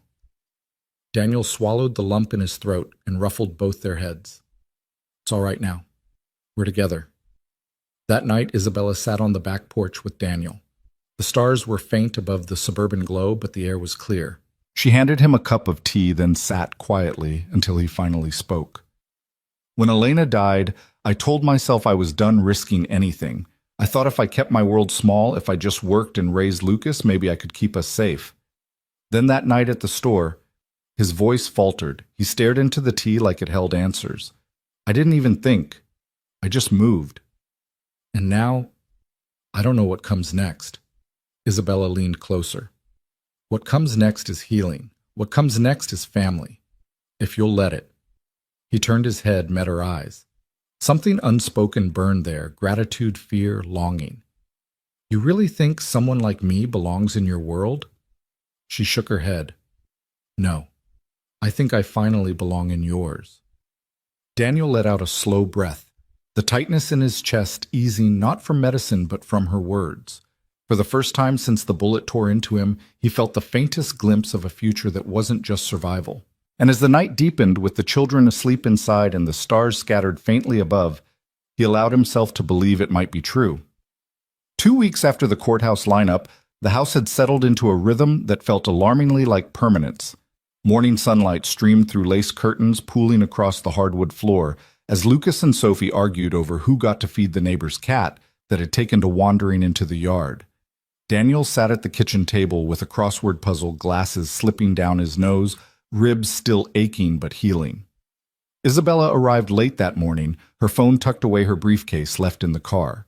She carried only a bag of groceries and the kind of smile Daniel had begun to rely on more than he dared admit. "You're late," Daniel teased. "Lucas almost had to burn the toast without you." "Correction," Lucas piped up. "I perfected the toast." He lifted a slightly charred slice, like a trophy. Sophie giggled, covering her mouth. "It's black on the bottom." Daniel chuckled, the sound breaking into a cough he tried to disguise. Isabella's gaze darted to him instantly, concern flashing across her face. "Don't look at me like that," he said, waving a hand. "Doctor says coughing's normal." "Normal doesn't mean painless," she countered, setting the groceries down. "I brought ginger tea." "Helps." Lucas smirked. "She's bossier than the nurse." "Get used to it," Daniel muttered, but his eyes softened as he watched Isabella move through the kitchen with ease that surprised them both. The children bolted outside after breakfast, leaving the adults in rare quiet. Isabella lingered at the table, her hand brushing Daniel's crossword absent-mindedly. "You ever thought of going back to school?" she asked suddenly. He blinked. "School night classes, maybe? You've got a good mind. You could manage something beyond stocking shelves." Daniel gave a low laugh. You really think a guy who can barely keep up with his son's homework is going to sit in a classroom again? I think, she said, carefully, you underestimate yourself. The conversation stuck with him. Later, as he watched Lucas help Sophie ride the second-hand bike, Isabella had bought, Daniel felt a strange stirring. Not shame, but possibility. That evening, while the kids built a blanket fort in the living room, Isabella pulled out her laptop. I had my assistant put together something, she said, sliding the screen toward Daniel. It displayed a list of training programs and community college classes. Just options. You don't have to decide now. Daniel stared at it, then at her. Why are you doing this? Because you saved Sophie's life, she said softly. But more than that, you reminded me to live mine. Maybe it's time someone reminded you too. His throat tightened. He closed the laptop gently as though it were fragile. You're asking me to imagine a world where I get to dream again. Exactly, she whispered. The children's laughter filled the room, echoing under the fort. Daniel and Isabella sat in silence, the air between them heavy with words unsaid. Later that night, after the kids had fallen asleep, Lucas clutching a flashlight, Sophie holding Star the horse tight, Daniel stepped onto the porch. The night air was cool, carrying the scent of pine. Isabella joined him, wrapping a shawl around her shoulders. They're happy, she said, watching through the window. They are, Daniel agreed. Feels like they've been waiting for each other their whole lives. Maybe they have, she murmured. Daniel turned to her. The porch light traced the line of her jaw, the weariness in her eyes tempered by something softer. He wanted to tell her what he was feeling, but fear held him back. Fear that this was temporary. Fear that when the bandages came off, the life they'd built here would vanish. Instead, he said quietly, You deserve better than me. Her head snapped toward him. Don't you dare, she said fiercely. Don't you dare measure yourself against the men in my world. They had money, but none of them had the courage to stand where you did. None of them would have taken that bullet. He swallowed hard, fighting the sting in his eyes. I wasn't thinking. I just moved. And that Isabella said reaching for his hand is why you're exactly what I never knew I needed. Daniel's fingers tightened around hers. For a moment the porch disappeared, the night faded, and all that existed was the warmth of her touch. From inside, Lucas's sleepy voice drifted out. Dad, you coming to bed? Daniel squeezed her hand once before stepping away. Yeah, champ, he called back. But as he walked inside, his chest aching from more than just healing wounds, he realized something. For the first time in years, he wasn't afraid of tomorrow. The days lengthened, summer thickening with heat. The guest house no longer felt borrowed. It pulsed with life, with children's voices spilling through the hallways, with the smell of garlic and onions sautéing in the evenings, with the low thrum of conversations that stretched past midnight. Daniel Rivera still healed slowly, but the color had returned to his cheeks. He could walk without leaning on the rail now, though stairs remained a challenge. Lucas hovered constantly, every move shadowed by the boy's determination to help. Daniel sometimes pretended annoyance, but inside he glowed with pride. One Saturday morning, Isabella surprised them all. She drove up in a battered pickup, dust rising behind the tires. The truck bed held something covered in a tarp. Lucas's eyes lit up immediately.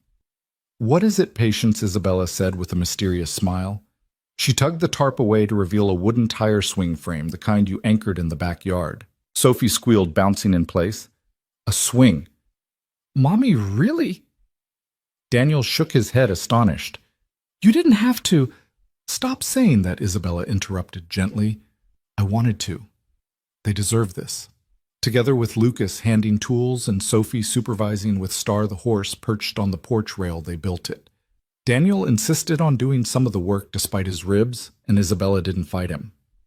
Instead, she steadied the frame while he tightened bolts with careful hands. Their shoulders brushed often, each touch lingering a little longer than necessary. When the swing finally stood, Lucas climbed on first, pumping his legs, laughter bursting from him in wild peals. Sophie followed, her blonde hair streaming behind her as she soared higher. Daniel and Isabella stood side by side, watching them. They look like they've been brother and sister forever, Isabella whispered. Daniel's throat tightened. Maybe they are now. That night, the children fell asleep in the living room fort they'd rebuilt, tired from swinging until the stars came out. Daniel draped blankets over them while Isabella lit candles in the kitchen. The two of them sat with mugs of tea, the glow painting their faces warm.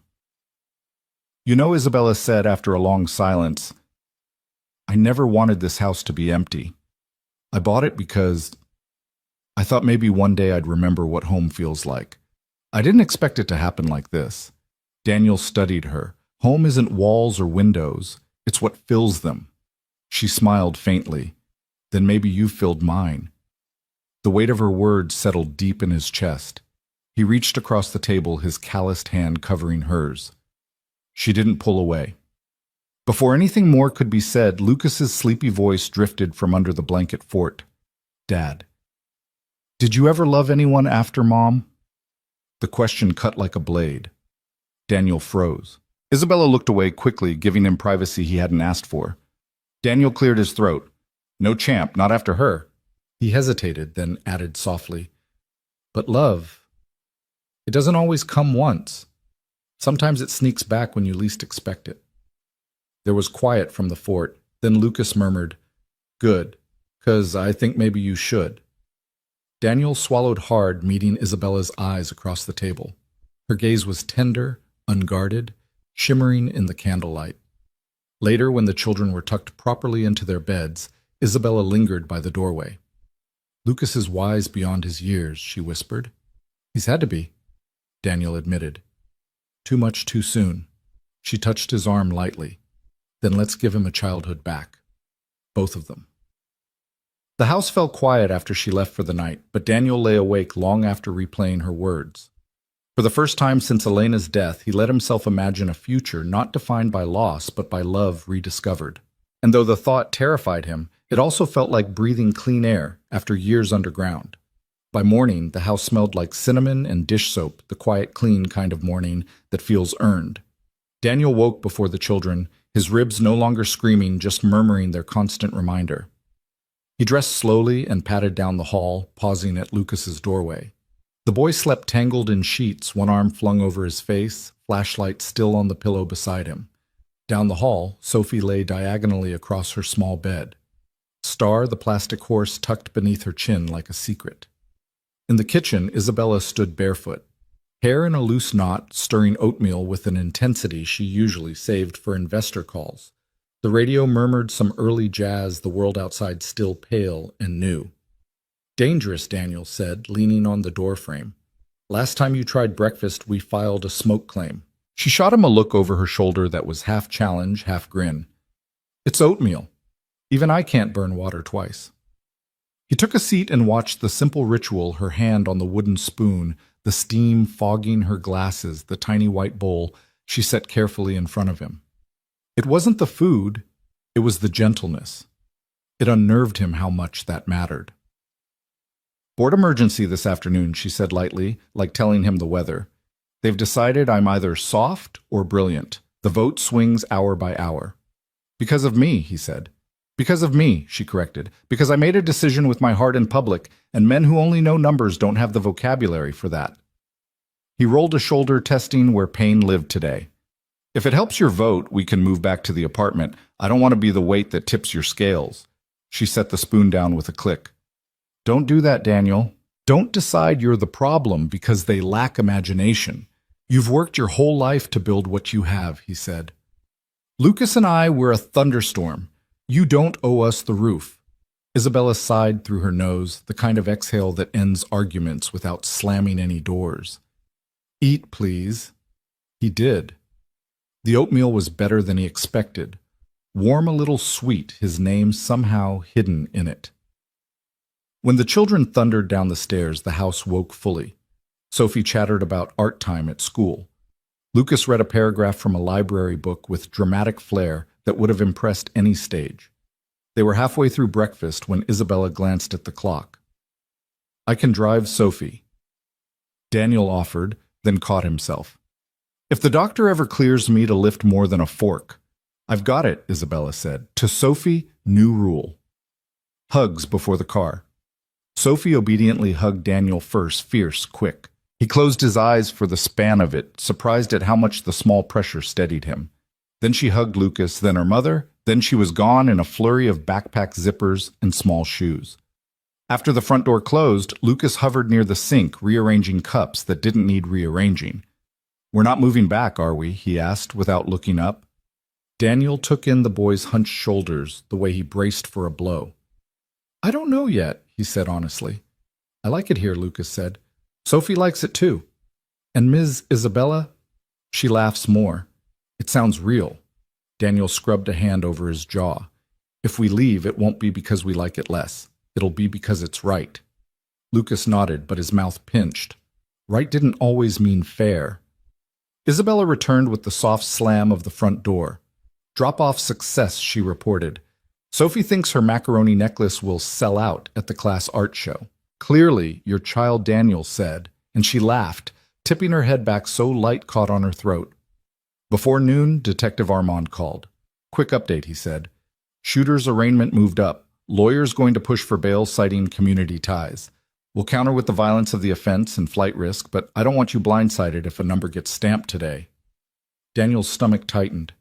"What if he walks?" "Then my team circles tighter," Armand said. "And you do what you've been doing, stay smart." After the call, Daniel stared at his hands. He could feel the old Impulse Act fix run at the problem until it disintegrated. His body wouldn't let him. Pride bristled. Fear steadied it. Isabella placed a glass of water in front of him. "We will manage whatever comes." "How do you sound so certain all the time?" he asked. "I don't," she said. "I choose to. It's the one thing I can control." By early afternoon, the house felt like a stage set for two different plays, the soft domestic one and the corporate knife fight. Isabella changed into a blazer that made Daniel's chest go oddly tight and tied her hair into a neat line. She stood in the doorway before she left for the board meeting, eyes on him. "If I come back with bruises, they'll be invisible," she said. "I don't want you to worry." "I will anyway," he said. "Take Nate, always." He watched her car pull away, a long thread unspooling from his rib cage. Lucas, sensing the shift, sat close on the couch and opened a book but didn't read. "Want to practice throwing a baseball?" Daniel asked impulsively. "Slow, easy." "I'll sit." Lucas's head snapped up. Now, Daniel said. They took 2 mitts to the backyard. Daniel sat on the patio chair, left leg extended, right foot anchored, and lobbed the ball underhand. Lucas caught it, the smack and leather clean as a bell, and threw it back with care. 10 throws. 20. The world telescoped into the geometry between their gloves, the bright circle of shared attention. On the 30th, Daniel reached too far, and pain flashed hot. He sucked in air, jaw tight. "You okay?" Lucas asked, ankle pivoting in panic. "I am," Daniel said, breathing through it. "Just a reminder that I'm not a machine." "Good," Lucas said, fierce. "Machines can't build families." Daniel blinked, then laughed, the sound easing the ache. "Fair point, Professor." Inside, the clock on the stove inched. Somewhere across town, a conference room filled with people who believed markets defined reality. Daniel washed the dust from his hands and tried not to count seconds. When Isabella finally walked back through the front door in the late afternoon, she carried 2 things: exhaustion like a shadow and a defiant glint in her eyes. "How bad?" Daniel asked. "Not fatal," she said, kicking off her heels with relief. "The chair tried to corner me on misuse of assets." I countered with a line item on corporate decency. A few faces looked like I'd spoken a dead language. Then I told them if anyone wanted my resignation for taking care of a man who saved my child, I would deliver it handwritten on company stationery, and I would take half the talent with me. Daniel's eyebrows lifted. "You threatened a walkout." "I promised a migration," she said, unrepentant. "And I meant it." Then I proposed something else, a family resilience fund. Quiet internal. No press, no optics. Emergency housing paid, leave flexibility therapy stipends for employees in crisis. It passed by 1 vote. He let out a low whistle. "You built a parachute and then jumped first." She smiled without sweetness. Sometimes they need a demonstration. Lucas, who had been pretending not to listen from the hallway, blurted, "Did you win?" Isabella looked at him and softened. "We didn't lose." He accepted that like a victory. Can we have tacos to celebrate not losing tacos? We can do, Daniel said. But you're seasoning the meat. While Lucas chopped tomatoes with extreme seriousness, Isabella checked her phone. A text from Armand Judge denied bail. Shooter remanded. Daniel watched her shoulders drop, the invisible brace uncoiling, and when she read the message aloud, Lucas actually whooped. Relief felt like a door unlocking. Even relief has shadows. After dinner, plates stacked, lime wedges sucked dry, a small mountain of shredded cheese confettied across the table, Isabella found the courage to ask the question she'd been carrying. "Would you move back if I asked?" she said. "To your apartment." Daniel looked up sharply. "If you asked me to, I would. But I'd hate it." She exhaled. "Then I won't. I wanted to see if I was being selfish." "You are," he said, and when her eyes widened, he added, "Me too." They stood in the kitchen under yellow light, both suddenly shy, as if they were teenagers in borrowed shoes.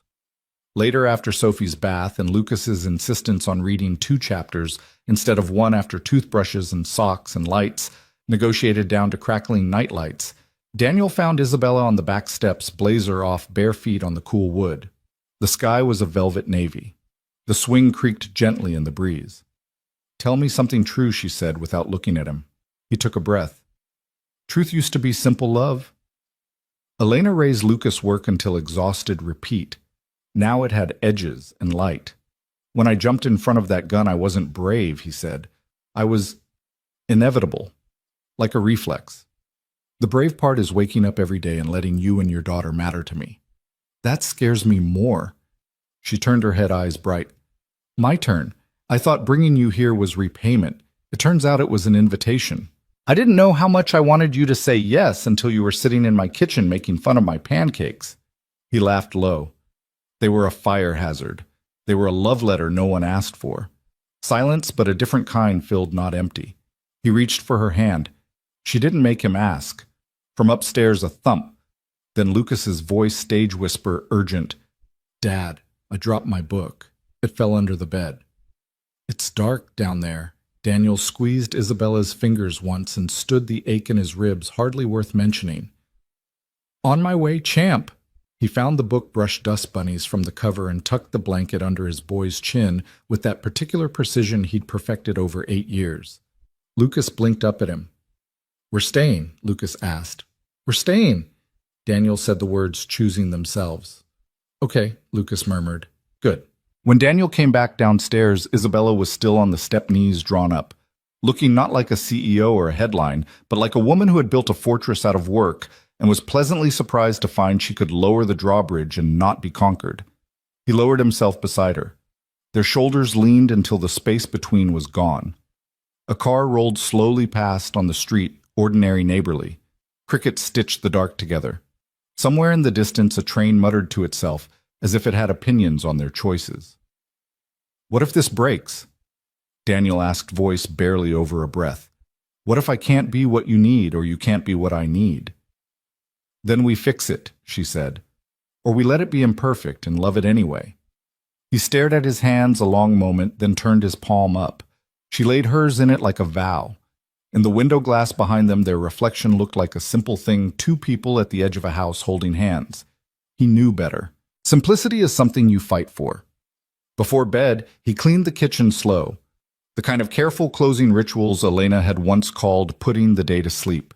He shut off the last light and stood at the bottom of the stairs, listening Sophie's soft sleep sounds, the steady hush of Lucas's breathing, the quiet throb of a dishwasher working its small, important job. He looked back at Isabella. She was waiting on the landing, book in hand, the offer of an ordinary evening in her eyes. He climbed, 1 step, 2. His ribs protested in their familiar language. His heart answered in a new one. At the top, she reached out and touched the scar through his shirt with 2 fingers, reverent, not pitying. "A map," she said quietly. "Of where you've been." And maybe he said of where we're going. In the dark, the house held them sturdy, imperfect, alive. Outside, the swing creaked once in a small breeze, going nowhere in particular. Inside, they crossed a line neither of them planned to redraw. The next morning began with rain. Not the soft drizzle that whispers on windows, but a steady downpour that turned the driveway into a mirror and blurred the line between sky and ground. Daniel woke to the sound of it and to the weight of responsibility pressing against his chest. The storm outside seemed like a metaphor for what stirred inside change possibility and the danger of believing in both too much. He moved slowly, ribs stiff, but not screaming, and found Isabella already awake. She sat by the kitchen island in her robe laptop, open coffee steaming beside her. But her gaze wasn't on the screen. It was out the rain-smeared window, distant. "You're supposed to rest," he said gently, rubbing a hand over his hair. "And you're supposed to stop playing nurse," she replied, smiling faintly. "I was just thinking." He slid into the chair opposite her. "About last night." She closed the laptop almost guiltily. "About all of it. About what it means if you and Lucas stay here permanently.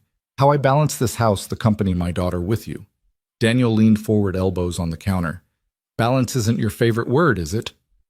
"No," she admitted, "but it's yours. I watch you juggle pain, fatherhood, and humility as if it's second nature. Humility comes cheap when your son reminds you daily you're not as funny as you think." Her laugh was soft, genuine. "He adores you. Don't you dare forget it." Before the conversation could deepen, Lucas barreled into the kitchen, hair-messy socks sliding on tile.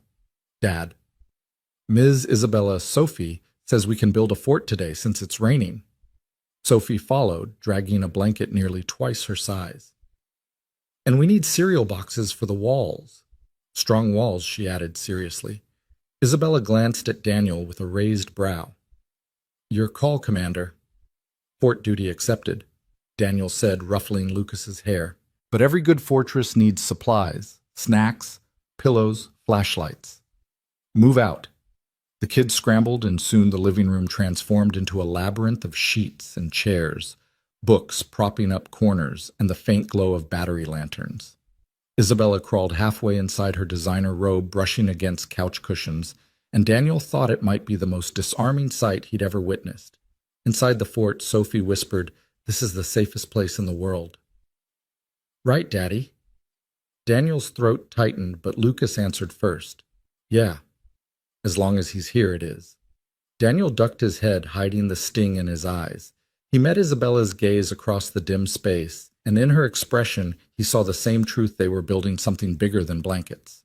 By noon the storm eased, but the day had already settled into a cocoon. Daniel helped with lunch, grilled cheese, cut diagonally, tomato soup steaming in bowls. The kids dipped and slurped, giggling at stringy cheese strands. Isabella moved among them with a softness Daniel hadn't seen before, as if she'd traded her armor for something lighter. When Sophie and Lucas settled down with a board game, Isabella pulled Daniel aside. "I have to tell you something. The board chair called me this morning." Daniel's stomach sank. "And they're uneasy. They think your presence here complicates things. The optics, the liability. He asked me," she hesitated, biting her lip. "He asked me to distance myself until the trial concludes." Daniel stiffened. "So it's official. I'm bad for your brand. Don't say it like that. How else should I say it?" His voice was calm, but it carried a steel edge. "I got shot because someone pointed a gun at your daughter, and now I'm a liability." Her eyes glistened, but she didn't look away. "They don't see what I see. They don't sit in this house and hear Sophie laugh again. They don't watch Lucas blossom because he feels safe. They only see numbers and headlines." Daniel exhaled, leaning against the counter. "So what's your answer?" I told them no. Her voice was sharp, almost defiant. "I said if they wanted to replace me, they'd have to put it in writing. I'm done living in fear of optics." His chest loosened at her words, though the ache of being unwanted still gnawed. "You didn't have to fight for me. I wasn't fighting for you, Daniel. I was fighting for us." The words lingered like a bell. He wanted to hold on to them, but before he could reply, Lucas shouted from the living room. "Dad, your turn." Daniel went, because some calls can't wait. The afternoon blurred with small joys. Sophie painted with watercolors Lucas constructed. Lego skyscrapers. Isabella actually took a nap on the couch with a blanket tucked under her chin. Daniel sat nearby, sketching in the notebook he hadn't touched since Elena's death. His hand moved awkwardly at first, but soon lines took shape. Sophie's braids, Lucas's grin, Isabella's profile softened by sleep. He closed the notebook quickly when Lucas leaned over, but the boy caught a glimpse. "That's us?" he asked, eyes wide. Daniel nodded. "Practice sketches." Lucas grinned proud. "You should show Miss Isabella. She'll love it." But Daniel wasn't ready. Some things were too raw, too vulnerable. Evening fell with the scent of rain still clinging to the world. They made pasta together, Lucas stirring sauce, Sophie sneaking parmesan, Isabella chopping basil with unexpected skill. They ate at the long table, candles flickering as if it were a celebration. After dinner, as the children climbed upstairs for bedtime stories, Isabella lingered at the sink beside Daniel. Their hands brushed while rinsing plates, small but electric. "You know what scares me?" she asked softly. "Plenty of things," he said. "But tell me your top one. That I've built an empire and might lose it because I chose this."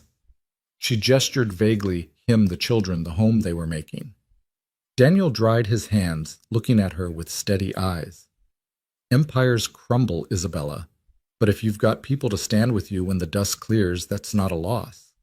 She swallowed, lips parting, like she wanted to argue, but didn't. Later in the quiet of night, Daniel tucked Lucas in. "Dad," the boy whispered, "if they make us leave, can we come back someday?" Daniel sat on the edge of the bed, smoothing the blanket. "We're not leaving yet. And if we do, I'll find a way back." Lucas nodded, eyes heavy with trust. Downstairs, Isabella stood by the window watching the storm clouds break to reveal a sliver of moon. Daniel joined her, and for a moment neither spoke. They didn't need to. The rain had stopped, but something new had started, fragile and fierce at once. The following week began with tension no one could quite name, like the air before lightning strikes. The house was full of laughter one moment, and the next it was heavy with unspoken worries. Daniel could feel it pressing against him each time the phone rang for Isabella, each time she stepped onto the porch to take a call with her board. One evening, after Sophie had gone to bed and Lucas was brushing his teeth upstairs, Isabella sat at the kitchen table with a glass of red wine. Her face was pale under the soft light, her hair loose around her shoulders. She motioned for Daniel to sit, and he did, though he could already tell the conversation would not be easy. "They're escalating," she said quietly. "The board has called an emergency meeting. They're questioning my leadership." Daniel leaned back slowly. "Because of me. Because of everything. Because I've made decisions they don't understand. Because I've let the company run itself these last weeks while I focused here." Her hand trembled slightly as she set the glass down. "They want reassurance that my priorities are still aligned with theirs." Daniel's jaw tightened. "So they want you to prove you can choose the company over your daughter, over us." Isabella met his eyes. "That's exactly what they want." The silence between them stretched until Lucas thundered downstairs, pajamas, wrinkled toothbrush in hand. "Dad, I lost another tooth." He grinned, holding it up like a trophy. Daniel forced a smile. "That makes what, 7?" Lucas nodded proudly, then rushed to show Isabella. She laughed and kissed the top of his head. "Put it under your pillow, and the tooth fairy will come." As Lucas darted upstairs again, Isabella's laughter faded. "How do I explain to them that this boy, my daughter, even you matter more than stock prices?" "You don't," Daniel said firmly. "You live it.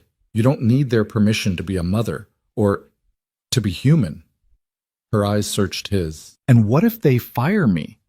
Then you find out who you are without a boardroom telling you." The words landed heavier than he intended, and she looked away, blinking. "It sounds so simple when you say it." "It isn't, but simple doesn't mean easy."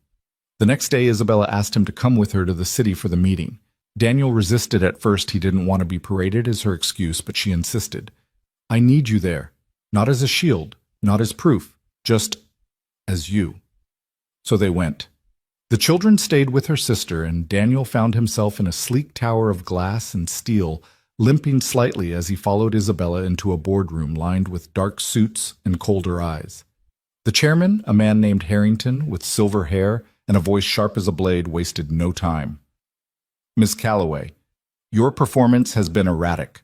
The media coverage of your personal life, this situation, compromises us. You've blurred the line between family and leadership." Isabella's chin lifted. What you call blurring, I call balance. For too long, I gave this company every ounce of myself. And what did it give me back? Sleepless nights. A daughter who barely knew me. A hollow victory. Harrington sneered. And this man, his finger jabbed toward Daniel, is the reason you've abandoned your duties. Daniel started to speak, but Isabella raised a hand to silence him. Her voice cut through the room. This man saved my daughter's life. He reminded me what leadership actually means, protecting what matters. If you can't see that, then perhaps it's not me who doesn't belong here. It's all of you. The room buzzed with whispers. Harrington's face darkened. Be careful, Ms. Calloway. The board can and will replace you. Then do it, Isabella said calmly, though her hand trembled where Daniel could see. But you'll have to explain to our investors why the company ousted a CEO for choosing integrity over optics. There was silence, heavy and suffocating. Then one of the younger board members, a woman with sharp glasses, cleared her throat. She has a point. Our public image is already strained. Removing her now could backfire. The tension shifted, the tide turning ever so slightly. Harrington sat back, seething but silent. Isabella seized the moment. I am not walking away. Not from this company, not from my family. If you want me gone, take a vote. Otherwise, let me lead.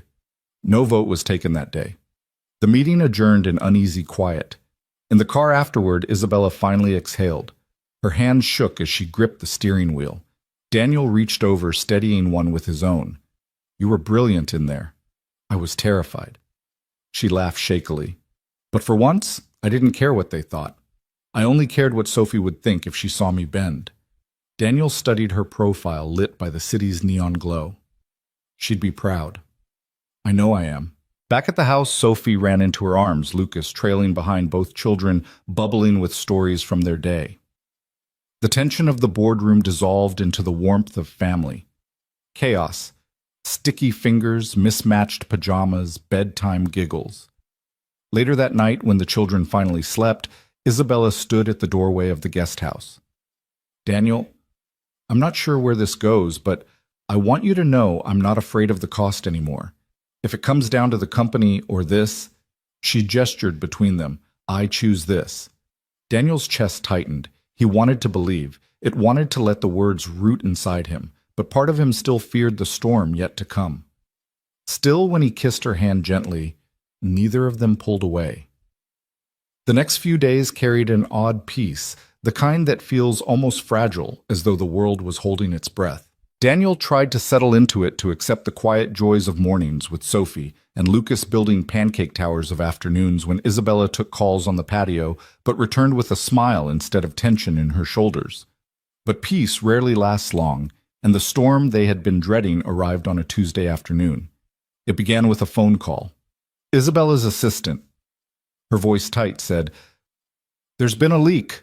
A reporter has the story of Daniel shooting the hospital bills. They're framing it as reckless, asking why the CEO of Calloway Industries is sheltering a stranger under her roof. Daniel was in the kitchen drying dishes when Isabella hung up. Her face had drained of color. They're coming after us. His gut tightened. You mean after you? No. After us. She took his hand, gripping it hard. But we face it together. By evening, the house was swarmed. News vans lined the street, their headlights flashing against the gates. Cameras waited like vultures. Reporters shouted questions at the guards. Is she compromising the company? Who is the mysterious man? What's his past? Lucas peeked out the window, eyes wide. Dad, why are there so many people? Daniel crouched beside him. Because adults like to talk about things they don't understand.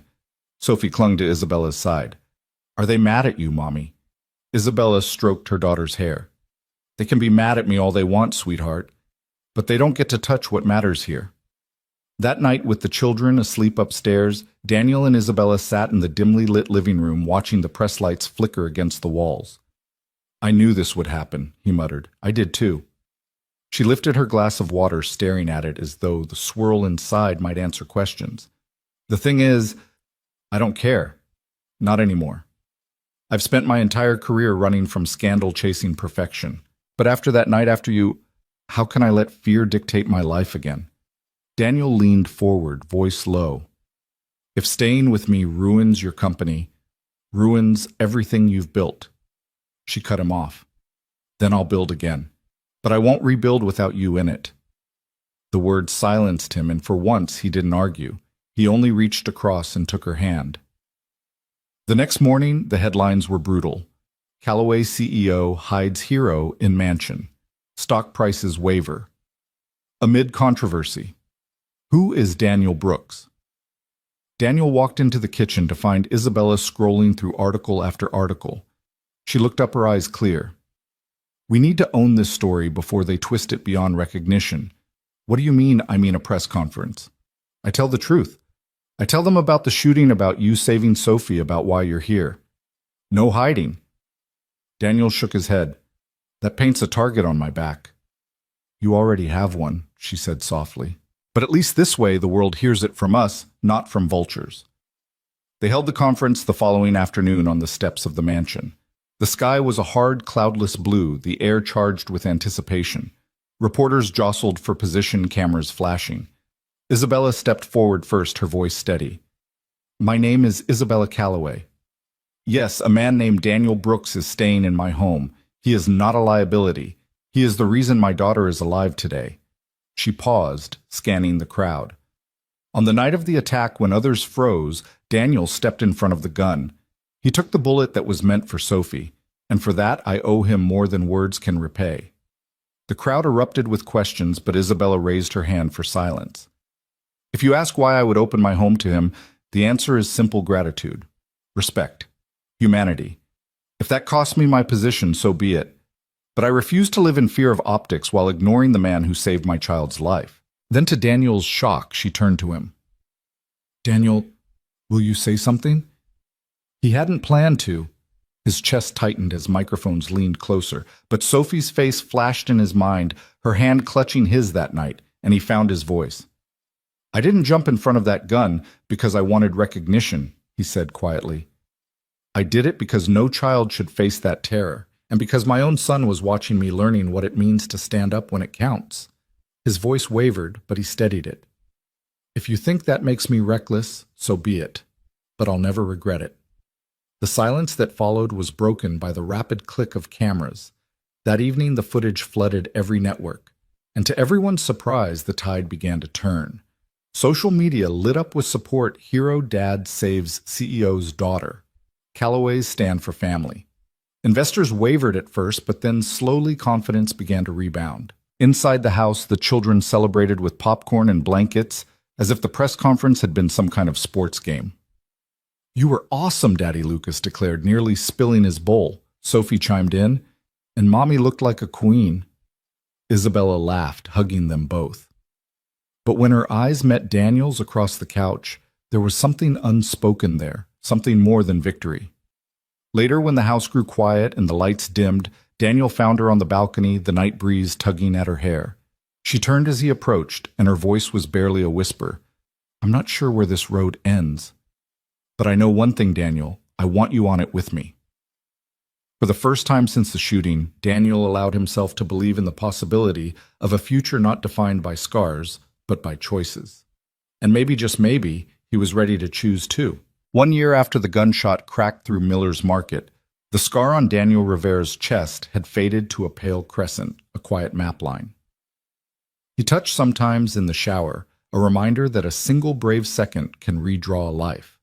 By then, the guest house wasn't a guest anything.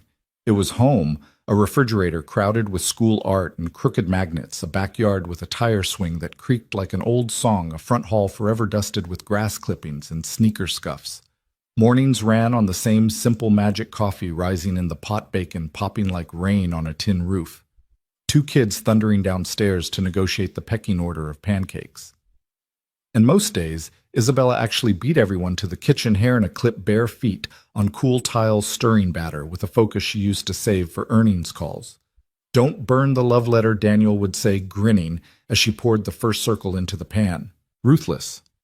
She'd reply, rolling her eyes, but there was a lightness behind the routine, a private language built on survival and second chances. A year altered other truths, too. The shooter ended up remanded without bail, and later convicted, his smirk finally shut off by a judge's gavel. The shorter accomplice took a plea and disappeared into a facility 3 counties over. Detective Armand sent a note on plain stationery the day sentencing came through, 3 sentences tidy, like a man who kept his promises. Press interest evaporated as fast as it had flared the cameras finding fresher storms. Early headlines had even botched Daniel's last name. Now the internet's echo had gone blessedly quiet. Daniel had healed enough to work again. He didn't return to stocking shelves. He accepted something Isabella hadn't so much offered as built with him director of security and community partnerships at Callaway Industries. It wasn't a make-work role. It was a blueprint. He led safety trainings, hired veterans and single parents into guard positions with benefits that actually meant something, and launched a quiet program that paid for car seats and CPR classes for employees who couldn't budget both rent and peace of mind. After an early pilot saved an infant's life in the lobby one Tuesday, a board member who'd once doubted Isabella's blurred priorities sent a perfunctory congratulations. She never showed him the email, but he could tell by the way she leaned into him that evening on the porch, watching Sophie chase fireflies that a fault line in her had sealed. He kept his evenings the job designed that way. The kids learned that at 5:30, the garage door's rattle meant their tiny world clicked back into its favorite shape. Isabella, who still worked at a velocity that could tilt skyscrapers, got fierce about boundaries. No phones at dinner, walks after dessert, Saturdays carved out for museums or Little League or the lost art of doing nothing together. On Fridays, the house glowed with string lights and pizza boxes. On Sundays, everyone took a turn at pancakes. Sophie's were glittered in sprinkles. Lucas's were optimally symmetrical. Daniel's were distractingly perfect. Isabella's burned less than before. There were new touchstones. Lucas learned to throw a curve and then learned patience when it took a season to land in the strike zone. Sophie decided her plastic horse star needed a sister and named the second one Nova because she explodes, but in a good way. Daniel found his sketchbook again. He drew them both kids and horses with a care that emptied his chest of noise. One evening he drew Isabella at the kitchen sink light glancing off her knuckles. He showed her that one. She cried not because it was skillful, but because he had seen her the way she wanted to be seen. Isabella made her own changes public and quiet. The family resilience fund she'd fought for that spring grew into a policy with teeth. An hourly employee whose wife landed in the ICU didn't lose a paycheck. A young engineer got her therapist covered after a miscarriage. A warehouse foreman took 3 weeks to stabilize a brother's addiction without explaining himself to a spreadsheet. The board didn't collapse, the stock didn't tank, the sky didn't fall. Investors adjusted to a return that included decency. Harrington retired early for health reasons and a sudden desire to pursue board work elsewhere. The younger member with sharp glasses voted with Isabella more often than not, then started bringing her coffee before meetings without comment. The company's Christmas party had childcare and quiet rooms, and nobody made a hero speech. Still, when Daniel stopped by the office, he noticed people standing a little taller. He wasn't sure if that was culture or gravity finally working like it should. On the anniversary itself, a blue Saturday with a nip of fall in the air, they drove back to Miller's Market. No motorcade, no press, just the 4 of them in the familiar sedan windows down radio low. Lucas narrated landmarks like a sports announcer. Sophie wore a sundress and sneakers and clutched both Star and Nova because sometimes sisters need backup. Isabella kept one hand on the wheel and one folded on Daniel's knee, the whole ride a quiet tether. Inside the shop, little had changed. The bell still chimed too cheerfully, the fluorescent lights buzzed, the freezer hummed like a reliable old man. What had changed hung behind the counter. Mr. Miller had framed a newspaper clipping with a headline so bold it still made Daniel flinch: "Local father saves child in robbery." A photo beneath it showed 3 blurred figures: the man on the floor, the boy grasping his hand, the woman with a phone she had finally dropped. Mr. Miller had added a ribbon of handwritten words along the bottom. Some days we sell milk. Some days we sell proof that people are good. Mr. Rivera. Mr. Miller called voice catching in the gear between laugh and cry. He came around the counter faster than he should at his age and hugged Daniel carefully like a man who had once watched blood laminate his tiles and never quite got over it. "You look like somebody who kept his promise," Trying Daniel said, wiping a suddenly treacherous eye. Isabella shook the proprietor's hand and thanked him for the kindest plaque a store has ever hung. She meant it. He blushed and pretended to fuss with a stack of penny candy. Lucas and Sophie drifted toward the toy aisle, feet barely touching down. They found it immediately, the little plastic horse Sophie had wanted that night, and left on a bedside table a year ago, like a vow. This version had a chipped ear and a slightly faded mane, last in a row of things the world insisted had an expiration date. Sophie held it as if picking up a missing thread. "Nova and Star need a cousin," she decreed. "Put it on the counter," Isabella said, "and add 2 ice creams. 3. 4, Chocolate Lucas decided. "With rainbow sprinkles." He glanced at Daniel. "They're required." "You might be confusing sprinkles with manners," Daniel said, but he already felt the cool cone in his palm and the way sugar can spike a moment into memory. They paid the way one pays at the altar of the ordinary small bills, keep the change a promise to stop by more often. Outside, the sun brightened the sidewalk to a clean white. The air was crisp enough that breath showed up if you laughed hard. Sophie took Daniel's left hand and Lucas took Isabella's. The 4 of them walked like they'd practiced it, 2 sets of steps, syncing the rhythm of a family that had been pressed together by crisis and then fused by choice. At the car, Sophie stopped abruptly, her new horse tucked under her chin. She tilted her face up, blue eyes wide in the daylight. "Are we a real family now?" she asked, as if a judge might be listening. Daniel felt the answer as much as he thought it.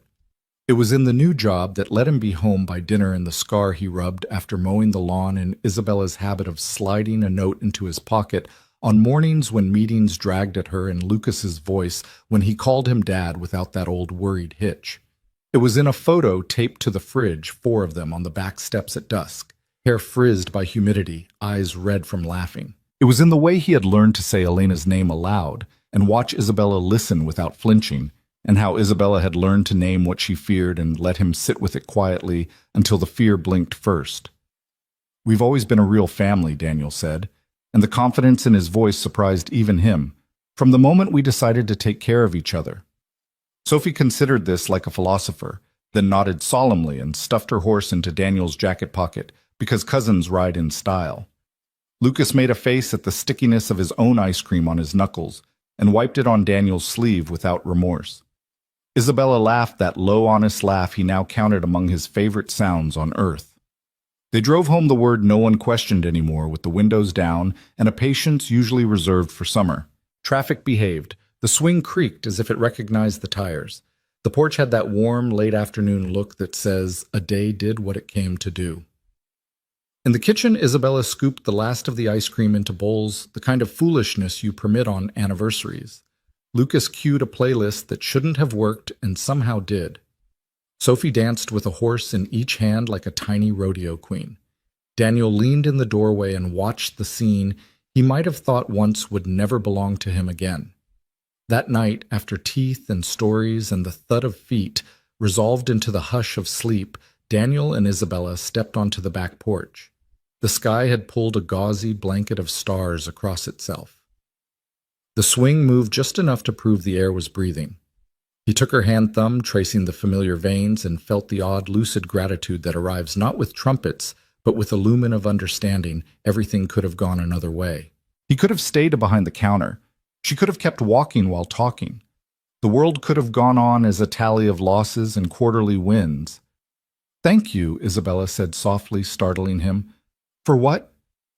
"For being inevitable," she whispered, answering a line he'd given her months ago and kept.